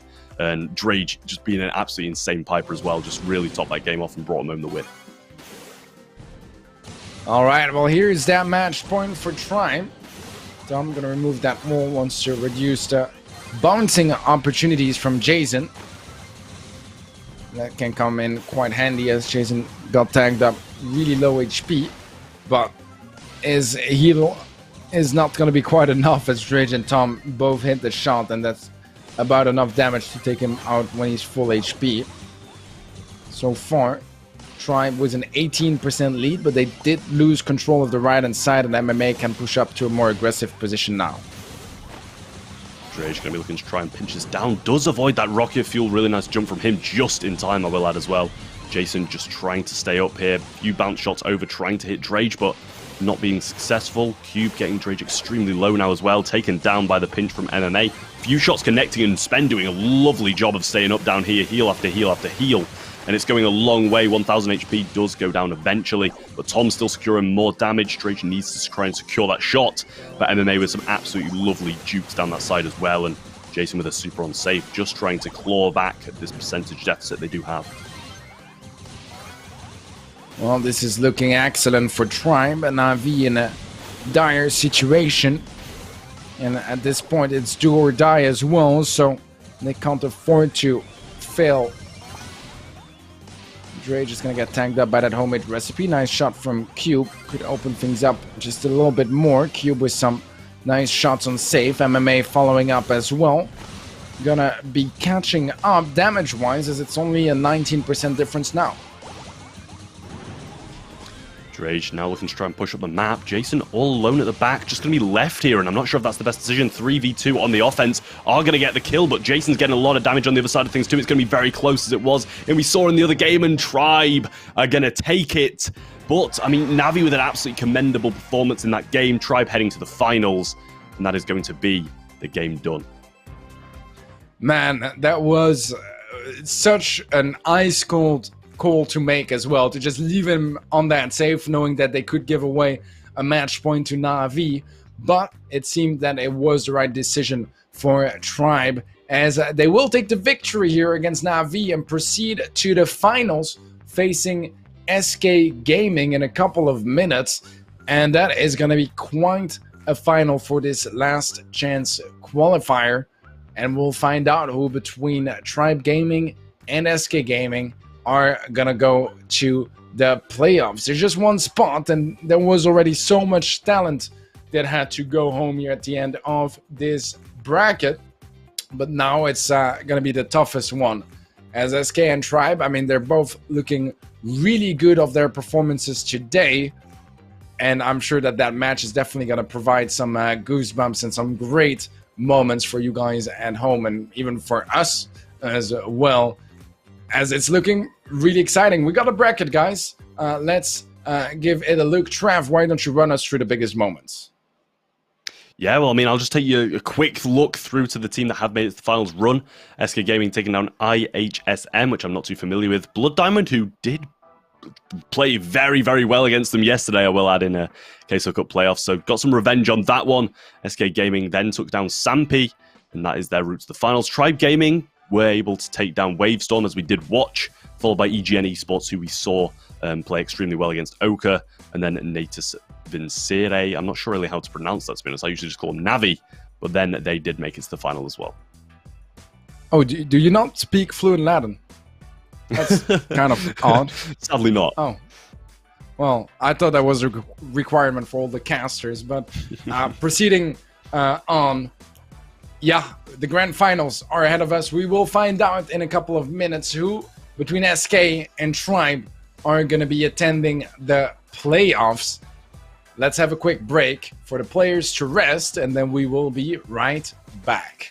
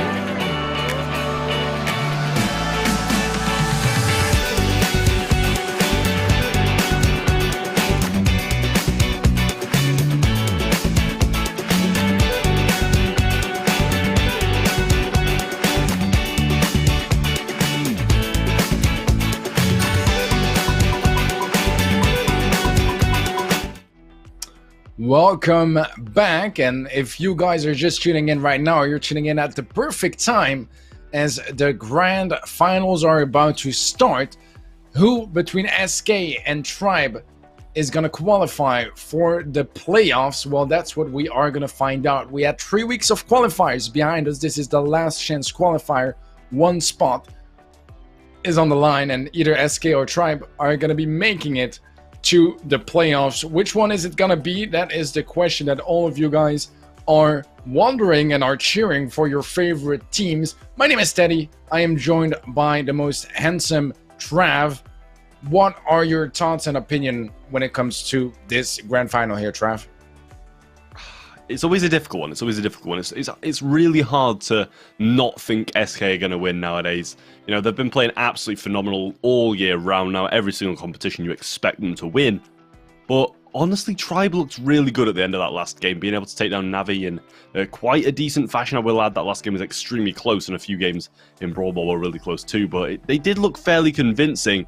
But I just think it's really, really hard to not think SK are going to win.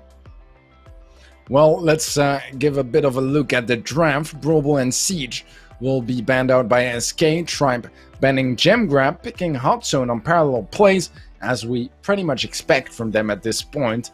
Bounty on Shooting Star is going to be the pick from SK, and Heist on Safe Zone, once again, the decider. Amber and Sprout bans from SK, so it does seem like they're going a little bit off that traditional EMS ban. Keeping Amber always banned, but also keeping a spot for, you know, some adjustments and maybe a bit more customization regarding their opponents. So definitely aiming at Spen for that ban. Stu and Nani bans. Okay, I mean, Nani, I'm guessing, is purely for Shooting Star. So it's going to be interesting to see how that plays out, especially as it is going to leave a lot of brawlers open to be played. Notably, Primo, Buzz, Bell. I think that's already quite a couple of very strong brawlers that will be playable in this matchup. Yeah, I mean, definitely targeting that Sprout pick is a really good ban to make, especially with parallel plays starting off. We saw Spen playing so well on it. However, leaving that Primo unlocked has opened up this possibility of the Primo-Byron combination, which just allows absolute carnage over that left-hand side. The heals should come through. But it kind of looks like Spen's just left Tom out to dry here and has not decided to heal him. Yeah, a bit unfortunate for Tribe. It is going to be... SK was a bit of a lead so far, but it's very much just on their own zone. Tribe actually have captured a percentage or two in enemy territory, so once they catch up with their zone, they will take a temporary lead due to that. So far, SK not too worried about their own zone, to be fair. Both teams really just focusing on the fight, and they want to find an opportunity to invade. And it's quite odd that one of the few matches where SK doesn't ban EMS, we see it immediately, even though it's not the most present in the meta right now. As Rage is going to be rocking that right now instead of the Leon, which we've seen him play so many times already. Ooh, that Bell mine coming in so clutch and keeping Jet alive there, though. Going to have a connection onto him whilst he is invisible, though, and that does allow them to see him. Drage popping a nice super here. Going to be using that hype, getting some heals through. Semantic, however, though, going to be staying up as no extra damage came onto him in that time. Tom looking for the full flank, and that is a mark missed by Semantic as well, so it should allow him to have a bit of this aggressiveness that he wouldn't have been able to have otherwise. And a full pinch coming in now. Another Bell mine on the floor, though. Does avoid it on the way through. Jump coming in now, though, but he is still slowed. Not able to pick up anybody just yet. Semantic getting the kill, though, and another jump comes in. Not going to be securing anybody yet again, but Drage is here now to secure some good percentage. Yeah, a strong position from Drage, but doesn't quite hold on to it for very long. They have yet to finish capturing their own zone as well, your Tribe. They know that can just do that a bit later on and want to focus a bit more on invading the enemy side of the map. Mark onto Tom, pull from Skyrex. That's going to be Drage going down, but SK have yet to step in enemy territory, and that's a little bit scary. There's 40 seconds left on the clock. Sure, they're only 12% behind, but they have yet to really find that opening that could absolutely turn things around. This can be it, though. 2 supers available on the left, and Drage also going down. Tom avoids the pull and jumps directly on Semantic, though. Gonna fall because of that mark, and this is where it should come through. The heals from Magic Puffs as well. Jeton getting splashed, but it's not going to do enough just yet. Tom jumping across to try and secure this defense. 6% needed by SK. They are falling extremely low. Spen needs to keep on tapping up, but it's not looking likely. They get onto the zone just in time, and now this is going to be Tribe left in awe, watching them secure this percentage when they've played so well throughout the game and maintaining that control. SK only needed that one push, and they secure that first game. Man, that's a bit of a heartbreaking loss for Tribe. Had the lead for 90% of that game, but yet the game goes to SK. And it doesn't really help that it's Tribe's pick as well, so not the most confident start. And yeah, SK doing SK things, right? Honestly, it's pretty rare that SK do need to clutch up to win a game. You usually just see them dominate throughout the entire game in the first place, but they just remain calm and composed, knew that they were going to be behind for a while, but they spotted that one opportunity to catch up, and they made the most out of it. And that's really what matters here, getting that first game on the board, starting off with a good mood, a good momentum, and perhaps enough to try to steal away that set from Tribe. Yeah, I mean, this is the one they need to take if they want to close this up straight away. You know, Shooting Star up next, that is their pick, so they're clearly feeling a bit confident on that. That Nanny ban might have shaken it up a little bit, though, so I'm not sure how they're feeling about that. But SK Gaming looked very good in that one. It was very patient, and that's exactly what they needed to be, just wait for a misplay. And that's exactly what happened. Drage was a bit out of position. They were able to get their supers, and just push onto that zone nice and easily. And now, they're opting to go for the tanks. This is going to be interesting for sure. I mean, Semantic is possibly one of the, if not the best Primo in the game. And it seems like Frank is able to deal with Tom pretty well with the heals, but he is quite low HP now. Goes for the stun, is going to connect it, and that should be Tom going down eventually, maybe, or maybe not. I guess they just let him go there. Fair enough. I was thinking the exact same. I think it was Skyrix trying to let Jeton get his super back, but slight miscommunication must have come in. That Primo fight is going to burn Jeton down, and Drage is in an aggressive position. Look how much of that he has secured already. That's at least 25% of that top zone secured, and SK don't have anywhere near that much, I don't think. Good mark and slow from Drage, though, taking him down. Tom, yet again, just being stunned by a Frank is not a thing you see every day, a Primo being stunned by a Frank, as he does have quite a lot of precautionary measures, but Drage is playing this absolutely incredibly. Yeah, he's doing a terrific job, and the comp is just not working out whatsoever here for SK. They will manage to get this defense going, but still not a good position for them. Jeton can't quite close out the kill onto Drage. Is going to get marked up as well, and that should just help Tom close out that kill. 2-on-1 now for Semantic to deal with, and he already has the HP disadvantage. They close out the game, tie things up, and push things to game number 3 here in the first set already. I think this is giving a pretty nice taste of what this match could turn out to be, as we already have some very intense games and a very close first set. Yeah, I mean, 1-1 in this set. It's not what I expected after that first game. I expected SK to come out with something a bit more normalized rather than that Byron double tank, which is only really allowed because that Primo isn't banned. And it is a bit of a weird one, I will say. Definitely didn't expect the double tank. That singular tank did seem slightly viable from Tribe in that first game, and that one definitely as well. So definitely worked out a bit better for them there. Gonna have to make some slight adjustments though, I think, from SK, and maybe just go to something that they played in the start, or kind of transition to that singular tank with the Byron. Yeah, that could very much be possible. I wasn't most convinced. I do like Byron quite a bit in general. I feel like it's one of the most underrated brawlers right now, to be honest. I think it has so much potential, and it's really underplayed, but it's also not the easiest to pull off. And in this situation, I do feel like even though you have 2 tanks in a mode like this, where specifically to this map as well, you have 2 zones that are so far from each other, it's really hard to be able to help both sides and your own lane, if that makes any sense. So it's really hard to really maximize the value, line up, you know, some nice heals on both your teammates or a teammate and your opponent.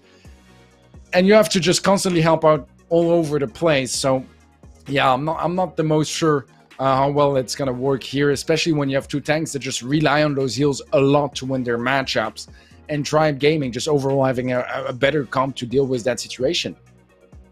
Yeah, I mean, you know, you've got to have at least some form of range on one of the sides. Byron's going to be following that aggressive brawler to try and keep him healed up to secure that offensive zone. But if you've got another tank on defense, what's it going to do against the likes of a Bell when you just pepper him from a long range and just walk away when he comes close? It's never really going to be, the gap's not going to be closed until he gets a super. But with that nerf to Primo, where he only gets like 20% of his super, you know, per hit that Drage is going to be providing onto him. It's just not likely that he's going to get super anytime soon, and that was confirmed when he started getting those marks and cycling it, and we saw how well it was being played by him. Yeah, he approached the situation very well. Definitely commendable plays from him on his lane, and it made a really big impact on Tribe, I think, because SK were just... the Byron didn't know what to do, to be honest. He was just there like, the left lane is falling apart, the right lane is falling apart, I'm getting pushed on the mid side. There was just too much to handle, and yeah, they're gonna switch off it for now, bringing back the Leon.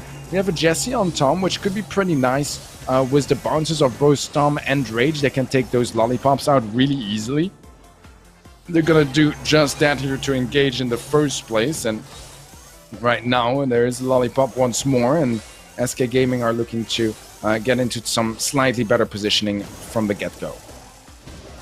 Yeah, both teams seem to be enjoying this long-range comp a bit more this game. Jetting going to be slotting straight back onto that Leon and doing a really nice job of it too. Drage getting a few shots on Scarix, marking him up as well. But he is marked on that defense, and that's not the best place to be, especially with a Bell and a Leon both shooting at you. Jetting going to be securing a good amount of that zone, and that's where the Invisi-heal comes into play so much. The amount of damage he was able to take then, in comparison to the 3 shots he'd usually be able to do, he secured a really nice percentage because of it.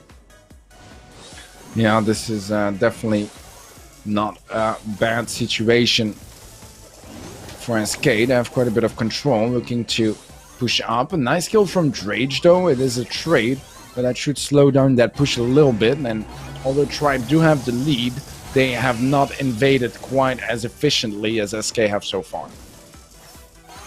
Yeah, I mean, SK still secure in that defensive zone and going to take a lead relatively soon.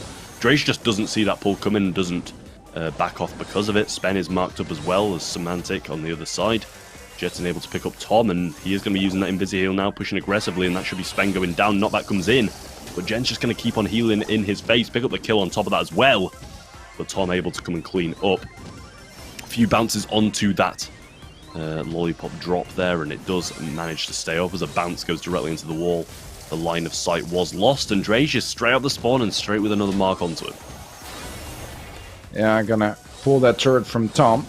Not sure if that was intentional placed to tank, and we'll see if SK can hold on to this defense as Tribe need to engage in the next 45 seconds. It's a situation that SK was in game number 1, where for the most part they just had they were behind from the get-go, but this is looking pretty decent for SK, getting a nice opening kill on the left-hand side. Jeden catching Spen off guard, gonna get the kill, doesn't get tagged whatsoever by Tom, and this could lead to a bit of a disaster for Tribe, but Drage is pushing up on the left-hand side, does get marked up, rather walks in the trap, and that should be enough to seal the deal here, unless Tom can clutch up, and he actually could. He's gonna be alive for now. He finds Shatter, but he does go down to that bounce from Semantic. 3 seconds left. I don't think there's enough time, but that was a close call. SK Gaming to take the first set. So close to a Tom clutch there. That would have been so nice to see. Tom played that absolutely incredibly as well, just really being shut down at the long range and also having that Leon invis coming at him multiple times. It's not the position he wants to be in at all, so a bit of a difficult place for him to be, almost taking that game as well. But that is SK taking the first set, and that is Tribe's pick as well, so they're going to be going directly onto Shooting Star in SK's pick, so feeling quite confident about that. But what I will really want to see is how they're going to fare without this Nanny pick and what they're going to bring instead. Yeah, this is where the match really gets interesting, right? I mean, obviously, right now, SK, they do take that first set away from Tribe. Tribe's choice of mode as well. Now they chose Bounty, but Tribe went in for the Nani ban, which is pretty unexpected and could turn things around. And I think that's the right approach as well. You know, I think Tribe know that 7-8 times out of 10 they will lose against SK Gaming in a best of 3. They got to make sure they bring in something a little bit special to spice things up if they want to stand a chance, or at least increase their chances at winning, as increasing some volatility is going to be in their advantage if, you know, the odds are against them in the first place. Well, we'll see how it goes. I am not so sure what is going to be replacing it. I'm guessing that you could bring in quite a couple of stuff. You could go with both Piper and Bell at the same time. Maybe bringing in something like a Gene as well, or a Spike, or something much more aggressive too, because it's true that Nani is, you know, a very strong brawler against something like a Mortis that up close you will melt it down. It's a 2-tap. But let's see Brock instead. But we do have triple range from SK, and actually triple range from Tribe as well. It's a mirror matchup, I believe. Yeah, Bell going to be coming through, and the breaks should from Tom come through relatively soon as well. They have rotated that Piper over onto the Brock lane, though, and put the Bell firmly against the Piper on SK's side of things. Jet and firmly in spawn with Spen in a good position now. Going to get pinched down, however, though, and this is turned from a very good position to a not-so-good one, but avoiding 3 shots from Brock and 2 from Piper does go a long way. Drage is going to be in a susceptible position now, though. Need the retake of that kill, and he's not going down to the Incendiary, but Spen's super will finish him off. Well, Tribe turning around that lead, and it does seem so far that SK are not the most comfortable with this mirror matchup here. Preferring very much the Nani pick. But with 45 seconds left, map is starting to look more and more like Purple Paradise. And perhaps that could open things up for SK, as there's going to be less cover for Tribe to hide behind. Drage does get marked up. That could be quite big. They still do need to connect those shots. Rocket Fuel is missed by Tom. Wall's going to get removed by Jedden, and bit by bit, they're getting closer and closer to that top side of the map. Semantic falling very, very low there to a Bell trap. Scarlet's also got Drage marked up on the left side. Rocket Fuel coming in from Tom, going to back Jetting off quite heavily. Scarlet's coming through there. That might be an early jump. It is going to be, but they secure another kill on the other side anyway. Tribe going to be taking this game, and SK going to be left a bit disappointed with that ending. Yeah, that was definitely an interesting one. Started off very well for SK, but Tribe were able to turn it around, and once they did, they just kept that lead all the way until the end. We're just a game away from going to set 3, Trav, and I mean, honestly, it's what I'm hoping for. I would wish this set to be pretty close, nevertheless, so we'll see how that goes down. I feel like there is still a bit of room comp-wise to bring in something very interesting now that Nani is out, and I do feel like they could think a bit more out of the box and take a risk here. But at the same time, it's a mirror matchup that both teams are going to be willing to take. They are mechanically super strong, and especially on the side of SK, even though that game didn't go well, I wouldn't be too surprised to see them just keep the same comp as well, thinking, you know, maybe we just executed a bit more sloppy. I mean, if you look towards the end, if they played it a little bit better and communicated better and were aware that on the right lane they should have pushed back because they would have the free kill on the Piper landing, that could have been enough to just turn around the game. Yeah, I mean, here comes the mirror again. Tribe feeling confident in their previous game, and that's why they've got it, but SK clearly just feeling confident because they're SK and choosing to take the same matchup yet again. Was a very close one of that, as you have said. Jen taking a bit of damage to that Incendiary break coming in from Tom. Blue Star still yet to be claimed. We do have Drage versus Scarix once more on this left-hand side, which definitely should be a matchup in Drage's favour. Scarix is definitely playing it as passively as he needs to and just secure a shot every now and again. Yeah, Drage quite low HP, gets tanked really low, but Skyrix doesn't quite have a homemade recipe, as that's not the brawler that has it. It's Semantic, and he was on the other side of the map, so just not really a possibility. Jedden very low HP, Tom was the shot, Rocket Fuel connects, and that's going to be the lead now.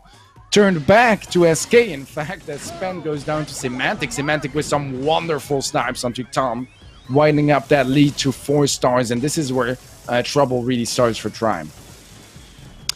4-star lead is nothing to dwell too much about, though. Semantic is the only pickup they need to take this game, but that advances it a bit further, makes it so they do need to take down 2 of them, Semantic included, and Drage going to try and break up this side now, so Scarrett's got nowhere else to hide. Tom with Super as well does have some good value if he does manage to push a bit further up the map and push them into one place, but there goes Drage as well, and this is looking like SK Gaming all day long. Unless Tribe can make an absolute wonder happen, and there goes the rocket fuel yet again, missed by Tom. Securing that though, kill comes in, but it's just not looking likely as Semantic retreats all the way back to that right-hand corner, and they've just got no route through to him. Match point to SK Gaming, and Tribe are going to require a win here. Yeah, this is a bit more scary now for Tribe. The space they created by winning the first game of this set is just gone now, as SK Gaming are gonna be just turning the pressure up a little bit more by getting that match point. Just 1 game away from qualifying to the playoffs, for the playoffs here in the summer season of Brawl Masters. Also, I do believe there's a little bit of a UI bug, and it is fixed right as I say that.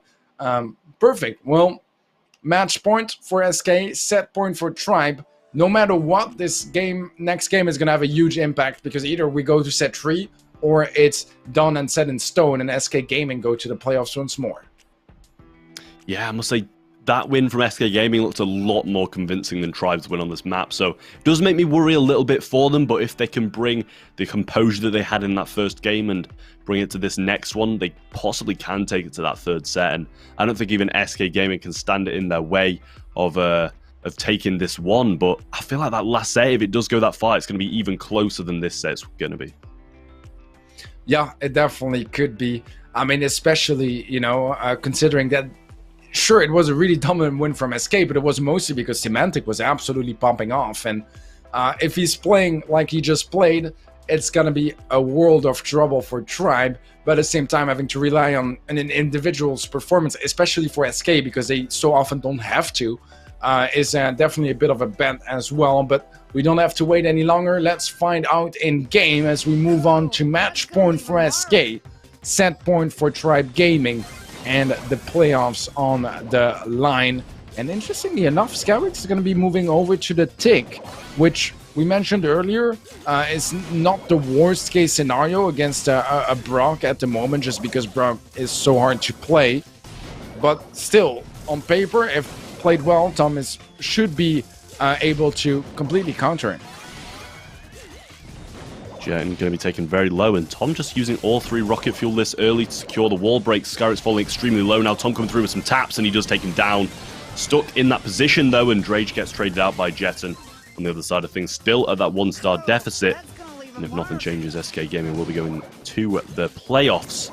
Still a minute to go, and a lot of things can happen in that time, especially with the map broken up as much as it is. Scarrett's going to be left a bit susceptible if a few dupes come in from Tribe Gaming. Yeah, 1-star potentially setting those teams apart, and whether Tribe will attend the playoffs or not. So far, we're in a bit more of a stalemate, and that is going to be because Tribe, if they can't find any big opening, will be waiting for the last second, so that even if they do get a kill, they don't need to pull out of the fight because the timer runs out. 30 seconds left, though, and slowly will be moving their way down.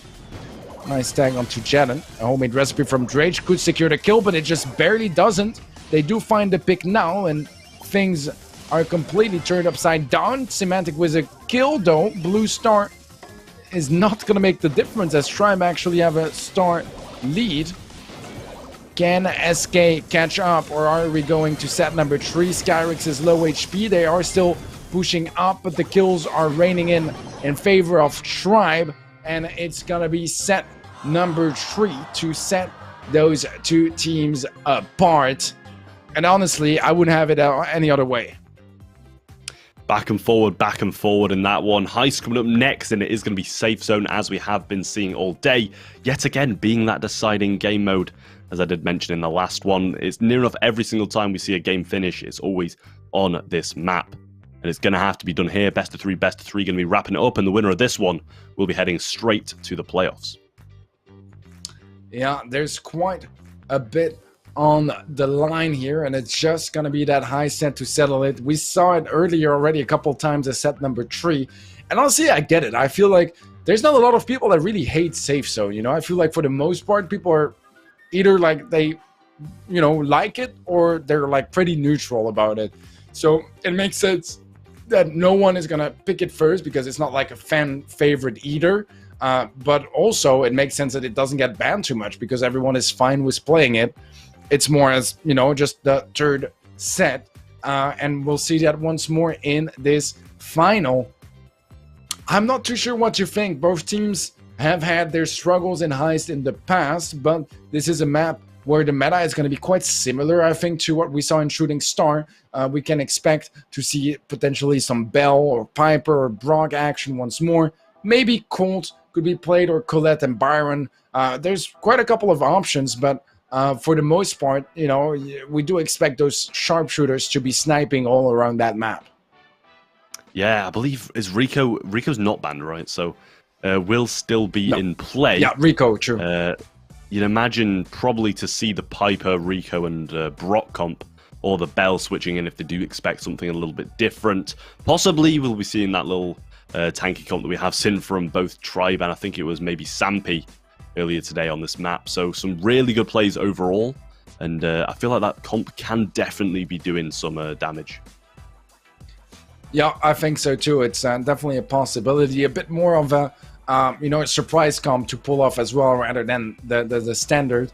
But we got a game right ahead of us here. Let's see who gets the first match point, as we do have the comp you predicted, and maybe Tribe Gaming noticed that Sampy were able to cause quite a lot of trouble with it earlier, or maybe they just decided it was the better way to go. But early on so far, there's quite a bit of pressure, but it does seem to remain mostly in control for SK, and they're going to get the initial damage on Safe as well.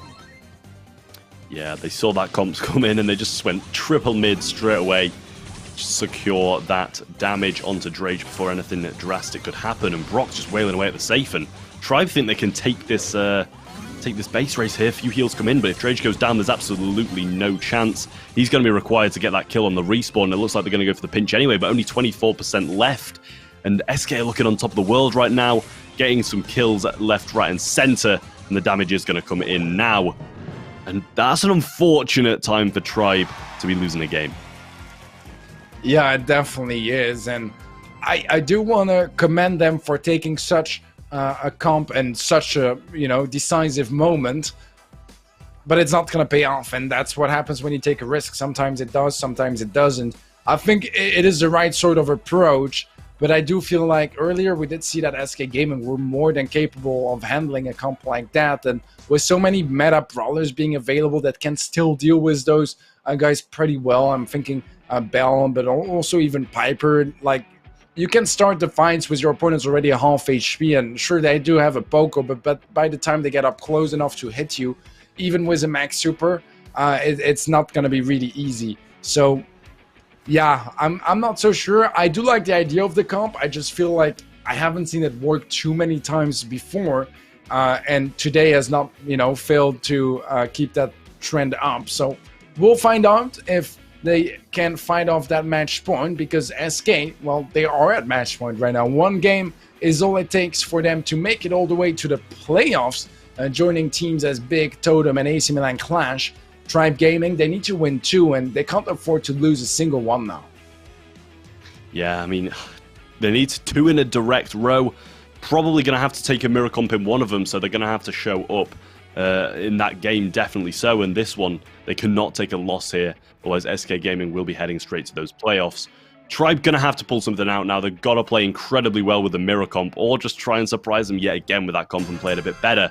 Looks like they are going to be going for the mirror this time, and it's a risky thing to do against SK, but that last comp didn't work, so they've got to try something else.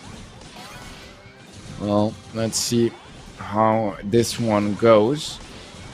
As so far, a little bit of extra control for Spen on the left-hand side. Does get tagged up by that rocket fuel from Skyrix, but honestly, I feel like it may not have been the best rocket fuel. I would rather have seen the walls removed.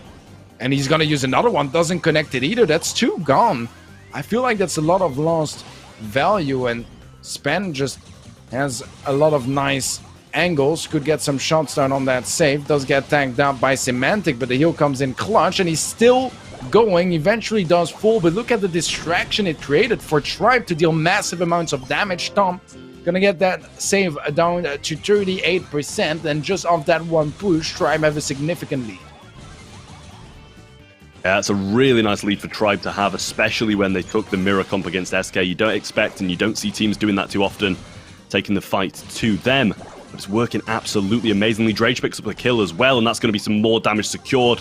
Not much left now to take this to a double match point.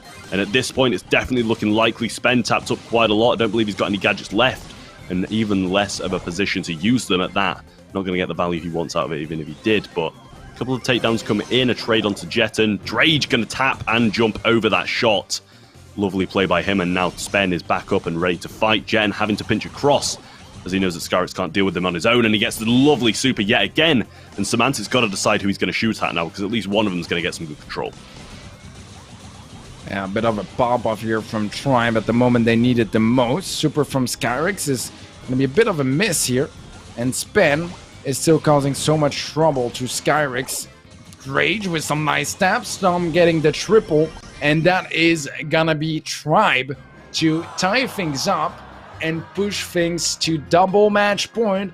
It's just gonna be about that next game that will decide whether it's gonna be SK or Tribe to go to the playoffs. And honestly, I think this has been quite an insane qualifier today. We had so many close games, so many double match points, but having it here in the grand finals with that spot on the line, that's absolutely beautiful.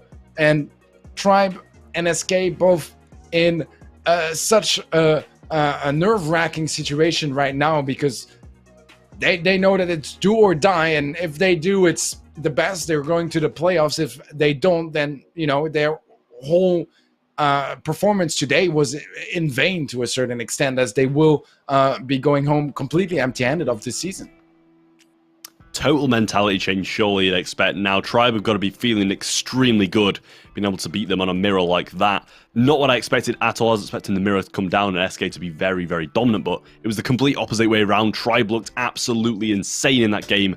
On top of everything, Drage tapping left, right, and center, and it all came from Spen in that amazing position off the start. They secured 60% in one push, and that's exactly what you need to be doing. Yeah, I think that made a difference, I think that made the whole difference, because they were just so much more comfortable. They got a lot more confident as well. And then mechanically, they started popping off, which honestly, it's been a long time since we've seen Spen and Tom hitting those shots that accurately, dodging so well and performing at that level. And I'm all for it, as they get a better start this time around as well. First kill in the back for Dam. Jeton is going to fall next, and Spen is still going strong here against Skyrix. Should be able to get this kill, and we might be looking at quite a hefty start here in favor of Tribe Gaming, already leading by almost 50%. It's the exact same as last time, looking so good. Heal comes in clutch from Spen, but he does go down eventually. More shots secured by Tribe, though. Tom picks up his super, throws it on safe, and he's not taking any shots either. He's still alive here. Drage is going to secure the kill on Semantic. Surely does, and now Spen's up there as well. 15% remaining to 100. It's looking like it might be secured right here. One super required heal comes in, and it's there as well. And Tribe are going to take down SK Gaming in the finals, and they're going to be heading directly to the playoffs in a huge upset, I will say. What a performance from Tribe Gaming, playing out of their minds, especially in that final set.